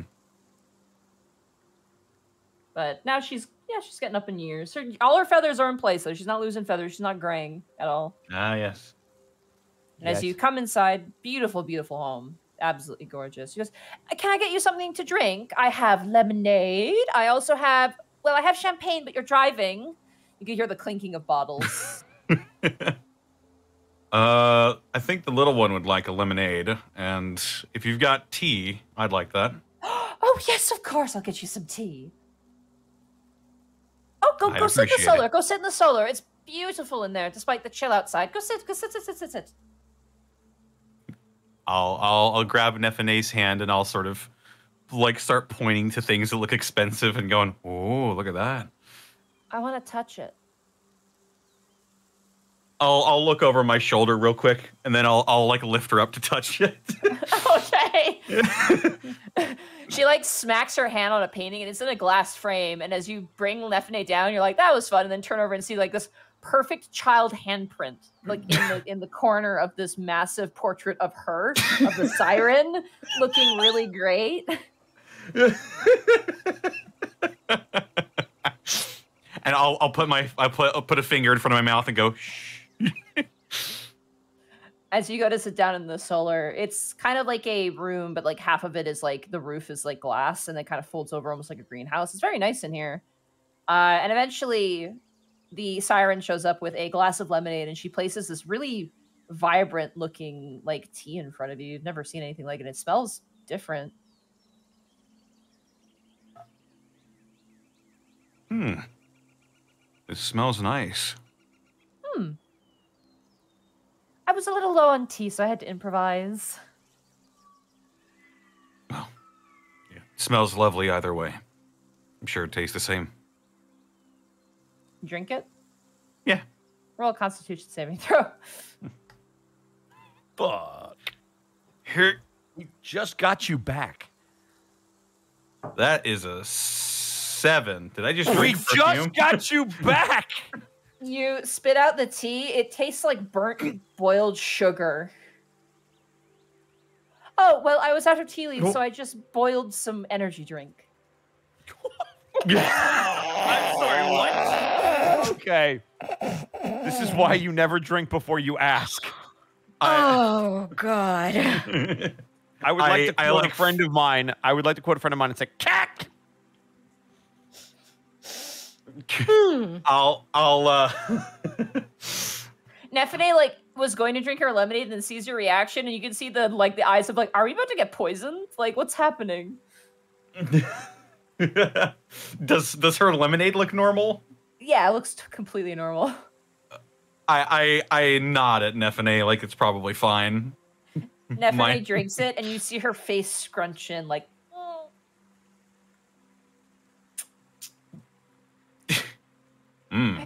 I feel like I got punched in the teeth. The siren does a very dramatic flourish and sits down on the couch across you and goes, "So how can I help you, darling?" Well, it's been a long time, and I figured we'd catch up maybe and talk a little I'd bit. love to catch up. How's the city doing? Well, it never sleeps. Of course not. Yeah, and really hasn't changed much over the years, but it's been interesting getting to explore different parts of the city as well. I'm sure you've heard I went on your recommendation, and I am now part of the Rampoon City Prince Division, and I'll slide my badge under the table. Oh, good for you. They do great work. Yeah. A friend of mine, you know. Yeah, go ahead. Insider, just to see how interested she is. Yeah. I keep Absolutely, waiting go for for it. this woman to go, "Oh, Tanny, good to see you again. I've missed you." That is a soft 20. She seems like she hasn't talked to people in a while. And she's very happy to have the company. Oh, I had a friend of mine who had dealings with the Prince Division and had nothing but nice things to say. No kidding. Do you remember, her name was Daniela? She worked the lights, the flashy ones that made me look really good on the left side. Oh, of course, yeah. I got to know Yes. most of the people who worked with you there. Yes, she had a bit of a condition, and the Prince Division assisted with that, apparently. Really? Yeah. You happen to know what Daniela's doing nowadays? She's I think still working. She is still working in lighting. Last I heard, she's working for a news station somewhere in the big city. Ah. No longer with the agency, then. No. A few people once I stopped had, well, the light died down and they sought a bigger light, which who can blame them, really? But, yes, the entire stage production team has moved on into recording Broadway and high-class musicals for DVD releases.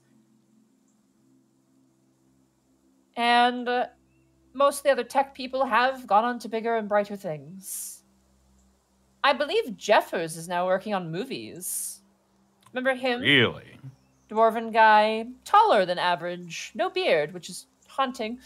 Yes, he apparently works in movies now. I think he's a safety manager or something. He makes sure that the catwalks are safe during productions. But no, and you've been doing great at the party. It's a great time. I hope things have been going very well for you. They've taken some interesting turns. Interesting. She kind of sits forward. Yeah. Nefene kind of turns and looks towards you, kind of curiously. I give her a smile and I pat her on the head. She drinks another drink of the lemonade. Her face scrunches. You know the Golden Kamui, the girl from Golden Kamui, where she's got the scrunched chin face? Yeah. She's like that every time she drinks this lemonade. She's like, oh my god.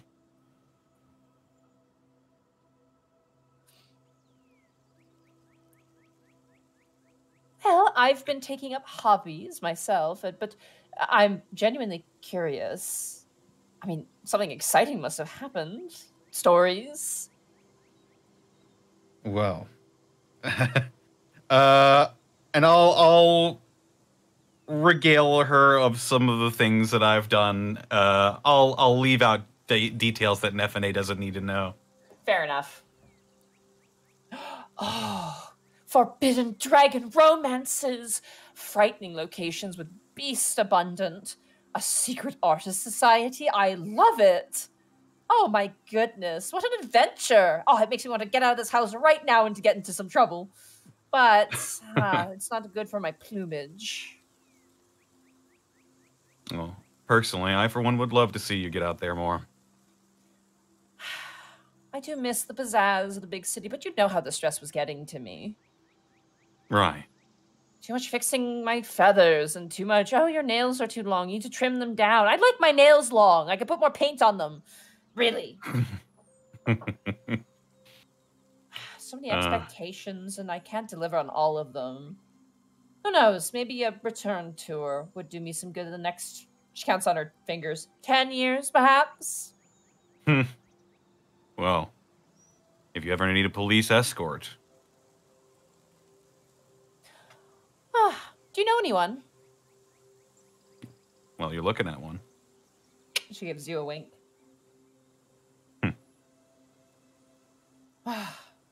You have some more life in you, you know.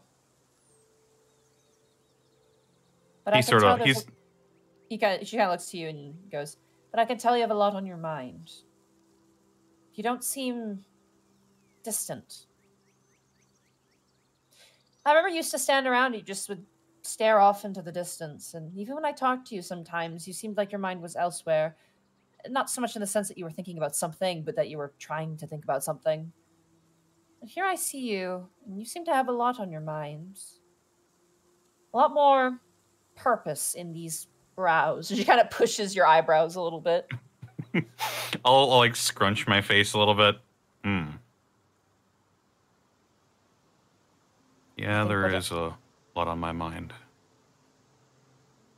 I think whatever it is, Erotanis, you can do it. And if you can't do it, well, find some people to help you. It's called a production team for a reason.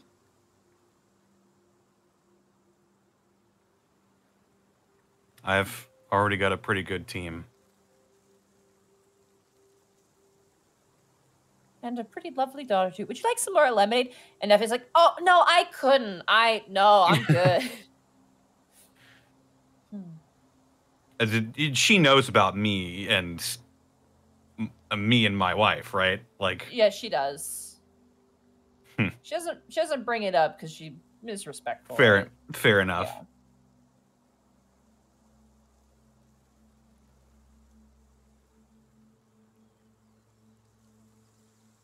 Yeah. Anything else you'd like to say to her? If there's a moment where Nephane is off, like going to the restroom or something, he'd like to say something in private. Yeah, she's like, no lemonade. I couldn't. She goes, okay, well, if you wouldn't mind taking your glass back to the kitchen. Effie goes, okay. And kind of picks up her glass and leaves you too. Oh my god, she's so cute. She's like a got little you. Oh, she's got more of her mother in her than yeah. She's great. I just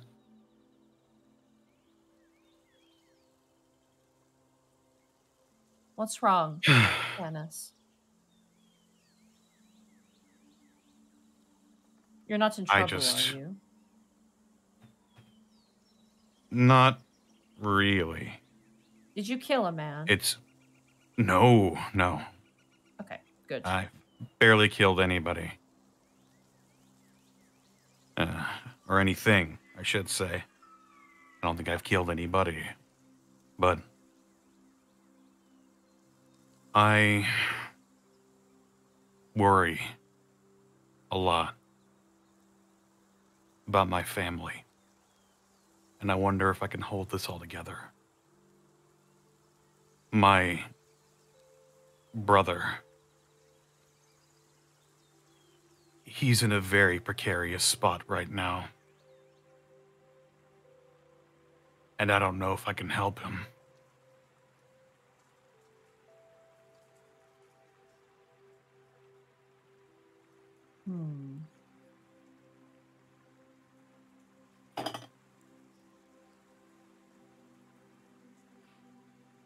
My daughter, she was kidnapped by the Orc Mafia because of what I do and what I got into.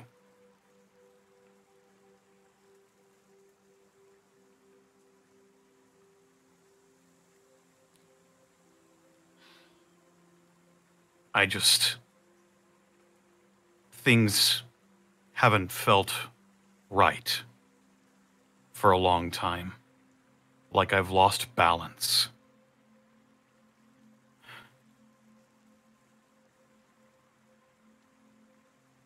Like I'm being tossed on the wind.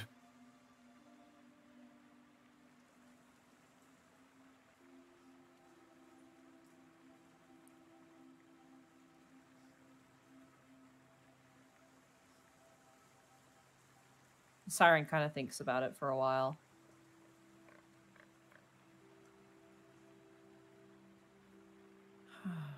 Tanis, I wish I knew what to say.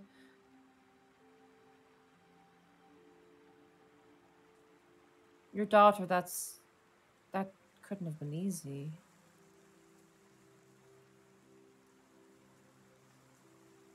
I certainly would be frightened myself. I got into this because I wanted to protect people. But how can I do that if I can't even protect the ones closest to me? Can't even protect myself. Sometimes, when I was much too frightened to get on stage, I wasn't alone. I had you there. And I had Bruno. And I had Daniela. I can't make a light work on the stage, and I couldn't manage the audio to save anybody. But that doesn't mean I'm useless. It means I can only do as much as I can. And if I did all that work, I would probably not be well. Tannis. She puts a hand on your shoulder. You say that you haven't saved anybody. But your daughter's right here in front of me. And the people you talked about, you did save them. And it sounds like you intend to save many more like them. I'm going to try. You're going to. And she kind of pinches your cheek a little bit, like just a little bit of like a brush of the thumb. And you know you are. And that's what scares you. Because you know it's going to be hard. It maybe means you lose something. But that's the cost of putting on a show.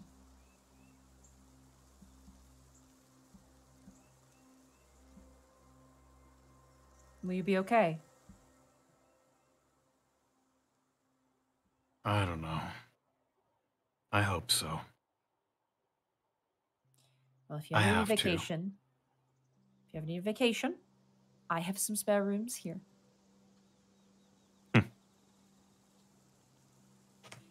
And as you smile at her, you hear a crash in the house that echoes through all of the corridors. And the siren immediately is like, "Phoom," all the feathers are up. And she goes like, "Oh, my days." Oh. Nephene? You guys get up and follow the sound of the noise. You see Nephene frozen. And like there's this sort of porcelain quail. This sort of glossy porcelain quail that is just in pieces on the ground. And Nephene is like looking up like a deer in headlights. Oh. No. Neff. What happened? I'm sorry.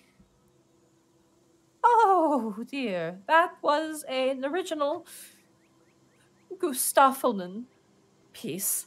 Ha ha. Children. Woo ha ha. Oh. Oh, it's fine. It's just a trinket. It's nothing. She kind of kicks a piece to the side of her foot. I'm so sorry. How much was it?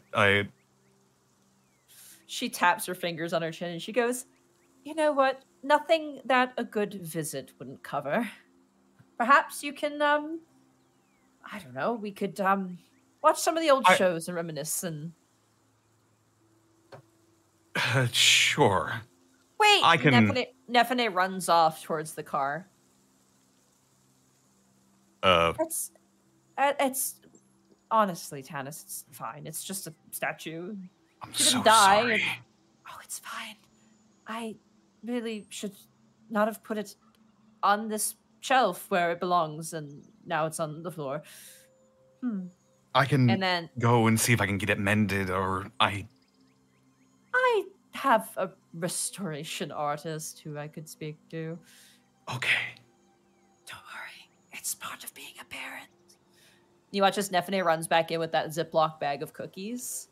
She goes, "I'm really sorry." And she hands the siren the Ziploc bag of shitty cookies.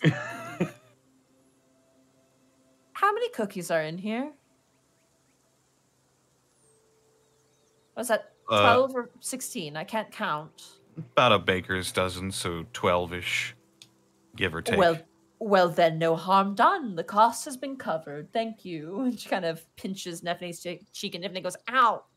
Kind of pulls away from her. Well, it's always lovely to see you, Tannis, and you better visit me again. I will. And thank you. Anytime. And I mean that. I might not be able to respond to you, text, but again, I have some spare bedrooms. They echo a bit, and I'm sure this place is probably haunted, but...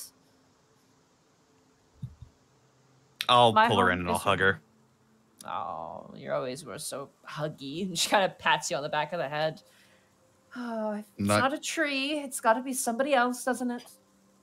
Not you know as well as anybody that I'm not good at putting my feelings into words. I know. So here you go. I know. Okay. All right. I'll get out of your feathers. Yeah. You actually have... Let me just... She picks off one from your shoulder. I'm melting, honey. The change of season, it's just killer. Her coat is like really nice looking, right? Oh yeah. Would you mind if I kept that, actually? What, my feather? As a reminder. Oh, that's so creepy, but sure. I was wondering if it was. I'll just... he like puts it in his pocket. Take because care, sometimes I Tannis. forget. I will. You too. And stay out of trouble. Or if you're going to I- get into trouble, you better be to end it. That one. That's good. And Nefe turns around. Don't break anything again. In other places that aren't my home. She smiles awkwardly, and Nefe is like, yeah, bye. And Nefe just scrambles into the back of the car. I'll raise a hand up and I'll back up into the car as well. Okay. The groundskeeper kind of turns and kind of gives a nod to the lady, and the siren keeps waving until you're out of sight in the car. You guys make your way home. And with that, thusly concludes the downtime episode. And as you guys prepare for the next one, I believe you guys currently... Okay, no, you did get your level up. Good. I want to make sure you guys were level 6. Mm-hmm. As you guys make your way home,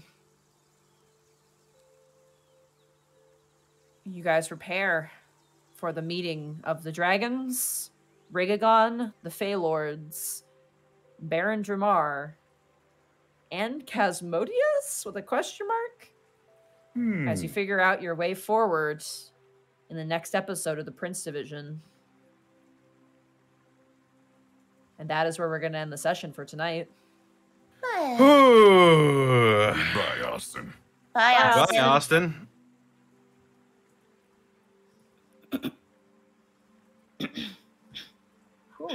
This is episode 42. Holy shit. Holy shit. We Closing might in on- actually get to 50. Closing in the on life, 50. The universe and everything.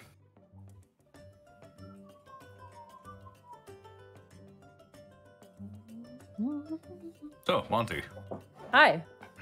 Was the slumber party with Zobi good? Was pizza good? We'll talk about that when we start the next session. Oh God. Bryant just becomes the dog sitting at the kitchen table with the fire raging around him, just going, fine. This is fine. No, it's icing. It's not fire. Uh, That was a good session. Yeah. You guys enjoy yourselves? I did. I love that Mama Ragigi thought I was fucking pregnant. She's like, wait. it's like Yeah, part of my brain that's like, good. am Oh I? no. Oh god. Gibby's just thinking to herself, am I? Oh God, maybe I should check on that. you Imagine- pregnant? Imagine like the final battle of the campaign, and then it's just like Gibby turns to like, he's like, and I'm pregnant. I'm pregnant. Pregnant. Am I pregnant? I like Prenart. Prenart's my favorite. Am I Prenart? Will her baby top of head? God. Ah. I miss Yahoo Answers. Rest in peace, Yahoo Answers. Well, Absolute legends. before we keep everybody here any longer than we need to, we should probably go ahead and do our outros. Yeah. Starting with Arkolf. Where can they find you and what are you up to? You can find me on twitch.tv/Arkolf, where I'm playing Final Fantasy XIV Endwalker when the queue allows me to. I probably won't be starting the story on that until the 7th or afterwards. Just want to give everyone a chance to actually get the damn game first. Aside from that, you can find me on Mondays at twitch.tv/Colonel Cheru, where I play the world's strongest martial artist high school girl and Satan. Huh. I'm an idiot. I saved this as Unexpectables. Oh no. I'm the voice of the tutorial on Mondays. As Satan. Ooh, Satan. Satan. All right. That'll bring us over to Bosco. Where can they find you, and what are you up to? Here, and I'm offended by your accent. Wait. He's being, yeah, I know, he's being facetious shit, isn't he? I'm gonna roll up my skin like a sleeve, like a cartoon. You should see a doctor about that. God, Connor's gonna finally come and visit, get off the plane, and just punch Bosco in the face, and then get back on the plane again. Well, Monty tried that, but she had to have help. Yeah, it was fun. It was very fun. We can do that for Connor too. Oh boy. I want Connor dramatically like holding Bosco off a cliff by the neck. Well, we could go to Pasadena and tie him to the railroad tracks. Oh my god. Mm. Well. That just reminds me of Penelope Pit Stop in the Hooded Claw. Oh my god. Sarah, where can they find you, and what are you up to? Find me on Twitter at Sarah with an H and with an E Willia. I'll be back on Wednesday for more Unexpectables where I'm guesting.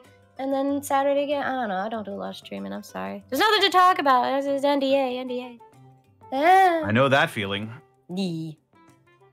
Yeah, you do, and you're gonna know it a lot in the future. Oh God, success! I'm not sure how I... Oh, yeah, like, actually, though. You too, Arkhov. It's coming for you. I've dealt with NDAs before. Yeah. A lot more, motherfucker. You're gonna learn Monty, today. Where can they find you? Yeah, where can if they find you breaking NDA? Monty. Connor, do you have your soundboard ready? Do you have the beat Yes. ready? Well, I'm going to be starring in... And also... So You check me can't out laugh there. during the beat, Monty.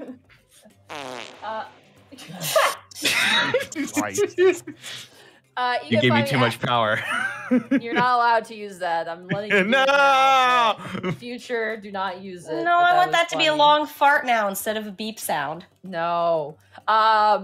You can find me at Montyglue on Twitter, and you can find me at twitch.tv/Montyglue. Tomorrow will be Pokemon Nuzlocke. I have a driving thing I need to do tomorrow, and then after that, I'm going to stream more Pokemon Diamond, Nuzlocke. We got through the fighting gym, which was the one I was the most terrified of. So now we have Crash or Wake, so that'll be really fun. And then on Thursday, you can catch me running Dungeon of the Mad Mage.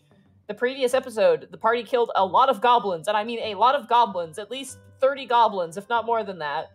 There was a lot of goblins. Aren't they a CR1 half? They're half, yeah, CR half. You killed enough goblins to make Bracky sad. Yeah. Fuck Bracky. And I won't spoil how the episode or the session ended, but Somebody died. they might. Oh boy. Oh boy. Fun. Yeah, sure. Someone will die. Monty doesn't kill characters. It's fine. You're good.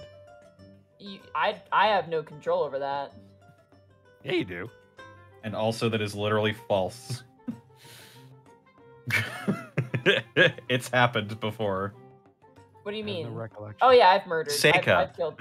I don't know who Yeah, that Seika is. died. Also, I Seika doesn't killed. count. They got better. I killed Draco's character. Well, they just Well, died. right, but you'd kill Draco character for a Klondike bar. That's different. No, it legitimately was a legitimate death in the game, and it was my first ever character death, actually. Well, what'd you do for a crab? What? I hate you. I hate you so much. Yeah, you can't say the word crab around Monty. It just triggers her.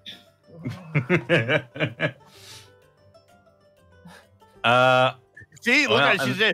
She's got the blood haze now. The Blackwater mist has descended. I'm thinking about that king crab, man. Isn't it good? Oh, God. Isn't it good? Monty, you could literally have that every day. No, What you is crab can't. like? It's very rich. It's not everybody's thing. It is a very savory very soft meat. Just come to LA, you fucking bastard. I think it's worth trying at least once in your lifetime. Yeah, you should try it once. I know some people who don't like crab. It can be a little fishy, so if you don't like, fishy stuff, I personally love fishy things a lot. I should really try sea urchin. Apparently sea urchin's very fishy. Oh, I hate it. Oh, yeah. The texture was too much. The texture might be rough, yeah. It was like firm snot to me. Just like, yeah, I couldn't stand it. It might have just been bad sea urchin, to be honest. But crab is I don't know, crabs bring something out in me. I love crabs so much. It's like an adult Kinder Surprise egg, but instead of the outer shell being chocolate, Wait, what did you just compare it to? Wait a minute. I'm sorry. Wait, no, a surprise? What? It's like a reverse Kinder Surprise. No, it's not. Kinder Surprise. Except it's a dead sea creature that you're tearing apart with your bare hands. Well, the inside has a hard capsule, and the outside is a soft, delicious food object. And so crab is like the outside is the hard, capsule shell that's long and spiky. You could have fucking went with, well, it's kind of like a Wonder Ball, but crab. What are you doing? A Wonder Ball. What? Don't sugarcoat it. You're eating a giant sea insect. Wait, I am, no, and we it's have a new cool. problem. You don't know what a Wonder Ball is? No. Did they not have Wonder Balls in fucking Canada? Maybe they do. I don't know. Oh, I wonder who might do a who bow. I mean, I find crab easier to eat than I do crawfish. Why did you have to resurface those memories in me, Bosco?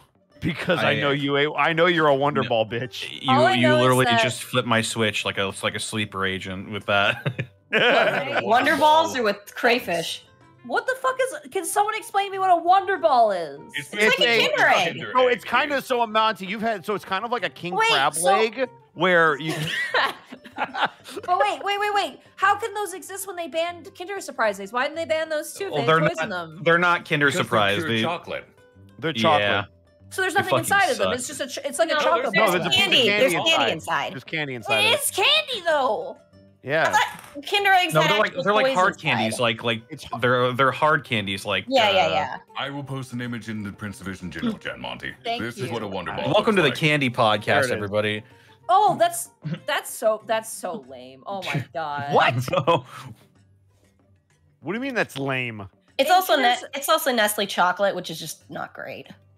Inside of a Kinder Surprise egg, they have like capsules that have like toys inside of them. So you get like a little toy car, or like, I usually would get puzzles when I was a kid, which was the shittiest prize you get. And why did they get banned? Because Americans would unhinge their jaws like snakes and swallow them whole and choke on the capsules because they. Oh, so you're telling me that a Wonder Ball was a safer version of your shitty chocolate? No, surprise. I'm saying Kinder Surprise are the better version that also makes natural selection more applicable. Whoa. Wow, on that note. Right. So if you die with a Kinder egg, just know that it was meant to be. I love hearing Connor laugh. And they can find me on Twitter, Twitch, and YouTube.com/Distortion Double, where I stream Tuesdays, Fridays, Saturdays, and Sundays. Tomorrow I'm gonna be joining the people. Sorry. That got me. Oh God! It's finally time for Monty to kill Connor. Listen, I didn't see it coming. I'm sorry.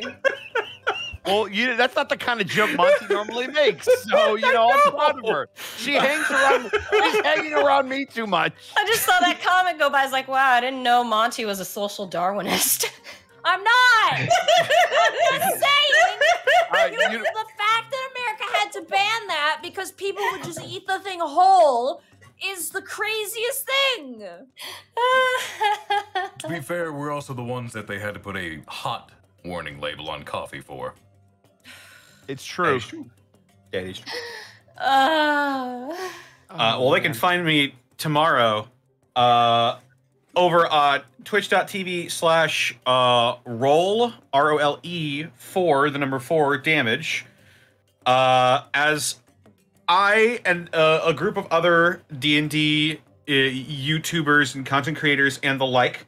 We'll be running through a funny little Christmas story DM'd by Yaro Shien, raising money for the St. Jude's Children's Research Hospital.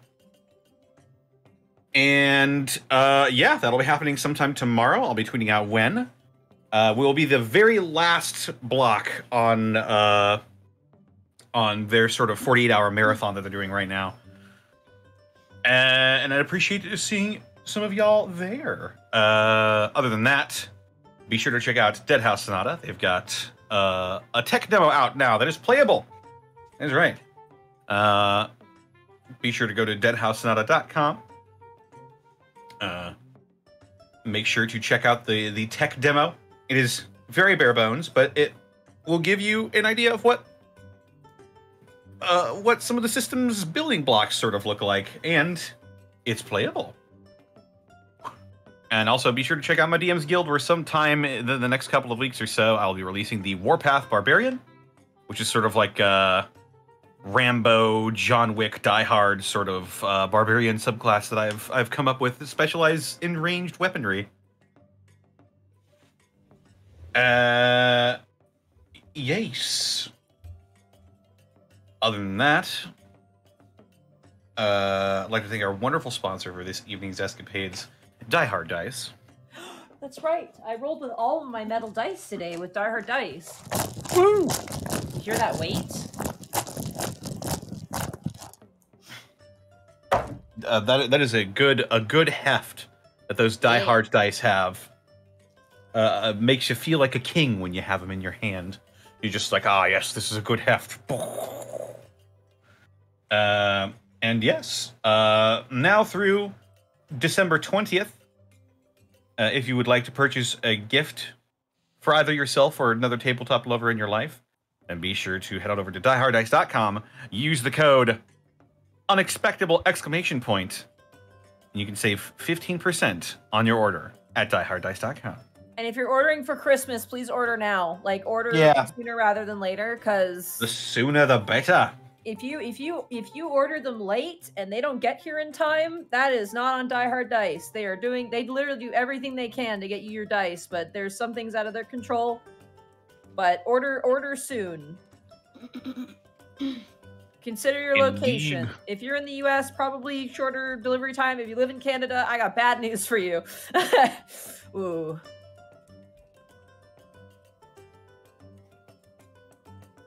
All right. Sorry. And with that, we'll get ready to get some bits and subs out of the way. Also, whenever I hear about Monty eating crab, this is the only thing I can think of. Oh God, to eat a whole one, that would be the dream. I mean, we can get that. one. We can make that dream come true. Just the whole king crab, like the entire thing. We can Not make the that legs, dream the come true, entire Monty. thing. Yeah, Monty, they offered that, remember? Did they offer the full thing, like just the whole crab? Yeah. Oh my God. Monty, so when America won? Bruh, you. All I want for Christmas is Monty in LA. Monty in LA. No, I got plans, dude. I know you got plans to come here. Excellent. I tried soft shell crab and I was very underwhelmed. It wasn't that great. Maybe I should try it from a different place. It's less expensive, I think. Or is it more? I have no idea. I got it deep fried. It was like a deep fried soft shell crab. I don't know if that's how you eat it. We could try Crab Avenue next time. Crab Avenue. It's in Glendale. There's a lot of stuff where we live. Yeah. I'm still thinking about those pancakes. Oh God, those were good pancakes. Sorry, continue, Connor. I apologize. Bounty, thank you for the 300 bits. Monty pulled out her inner chaotic child with Zobi. Also very happy to get back into Pokemon. They patch the broken Poke Radar, and now we don't have to chain 100 Pokemon to get at least 5 Pokemon. I don't know what that means. Make watch the new movie. Make of that what you will. Chocolate Zombie 101, thank you for the 15 months. Zacko Duo, thank you for getting a tier 1 sub to Henchman. Boo. Doppelganger Zaus, thank you for giving a tier 1 sub to Meat Shield. Zenlita, thank you for the 200 bits. Shout out to Tannis for soloing Mamu Rugigi Savage with no damage. Stellar Coyote, thank you for the 100. I was hoping the mount would drop, but you know. Stellar Coyote, thank you for the 100 bits. Hearing that the tower once an army reminds me of that scene from Blazing Saddles.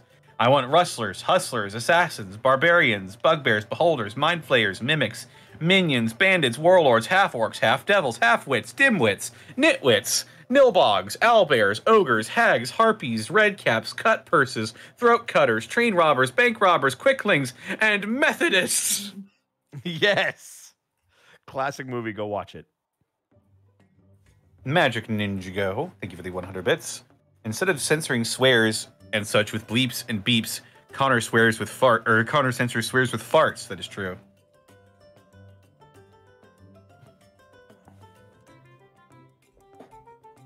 That right there's true, motherfucker. That doesn't. No. But I love it. Faceless 42, thank you for the 100 bits. As a New Zealander, what the hell is a Wonder Ball? We just explained it. Yeah. Here on the Candy You Podcast. wouldn't understand. Let's not get into that conversation It's again. fine. Yes, Go, right they here. have them in Australia. There, go visit your folks. On the Openable Food Podcast. Faceless 42, thank you for the 100 bits. Or thank you for the additional 32 bits, I should say.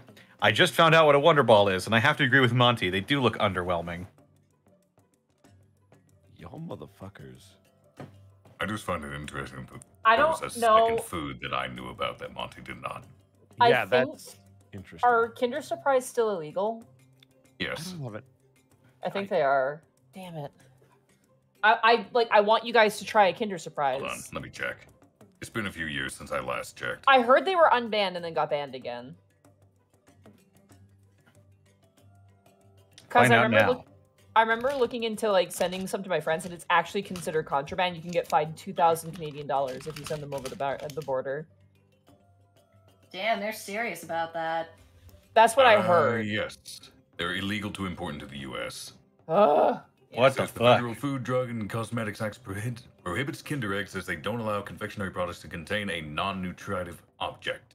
What if you like broke it See, apart Monty, and just it's brought just us in the general, you chocolate? can't put something that you can't eat inside of food. Anyway, I apologize. Keep going, Connor. I'm sorry. If you really want to toy that bag, get a fucking Happy Meal, Monty. Happy Meal. Volk551, thank you for the 10 bits. Arkolf, that coffee thing happened to a 70-year-old woman at McDonald's. And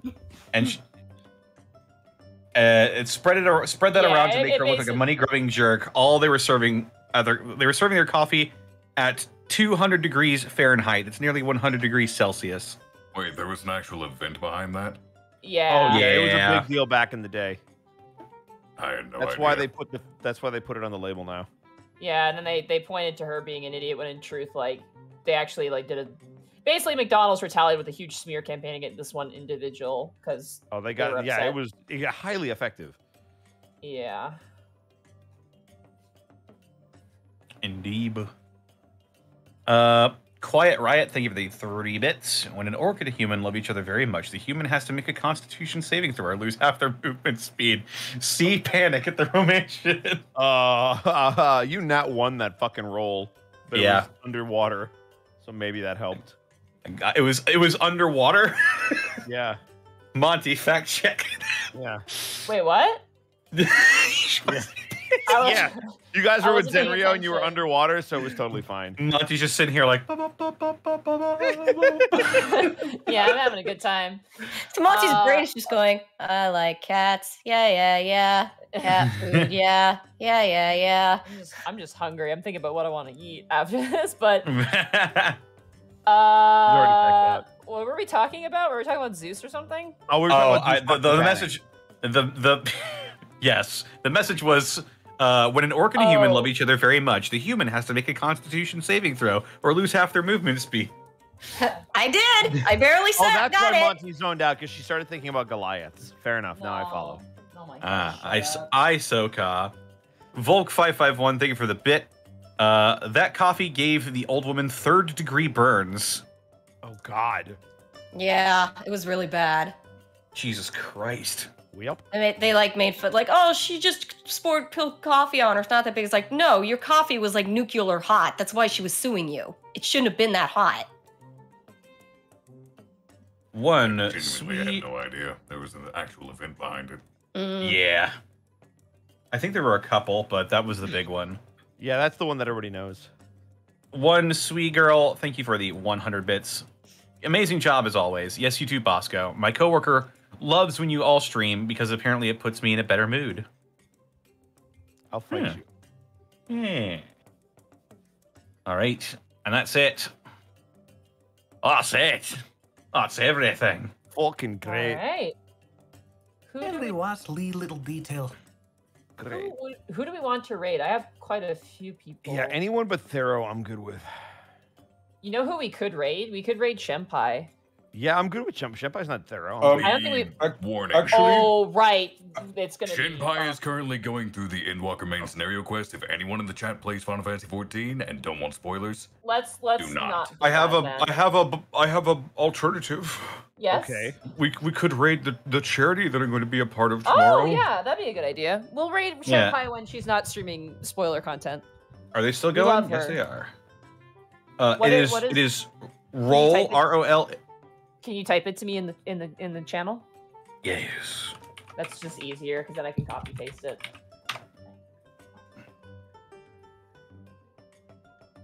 I believe they're doing a Phasmophobia stream right now. Oh, shit. Roll for damage.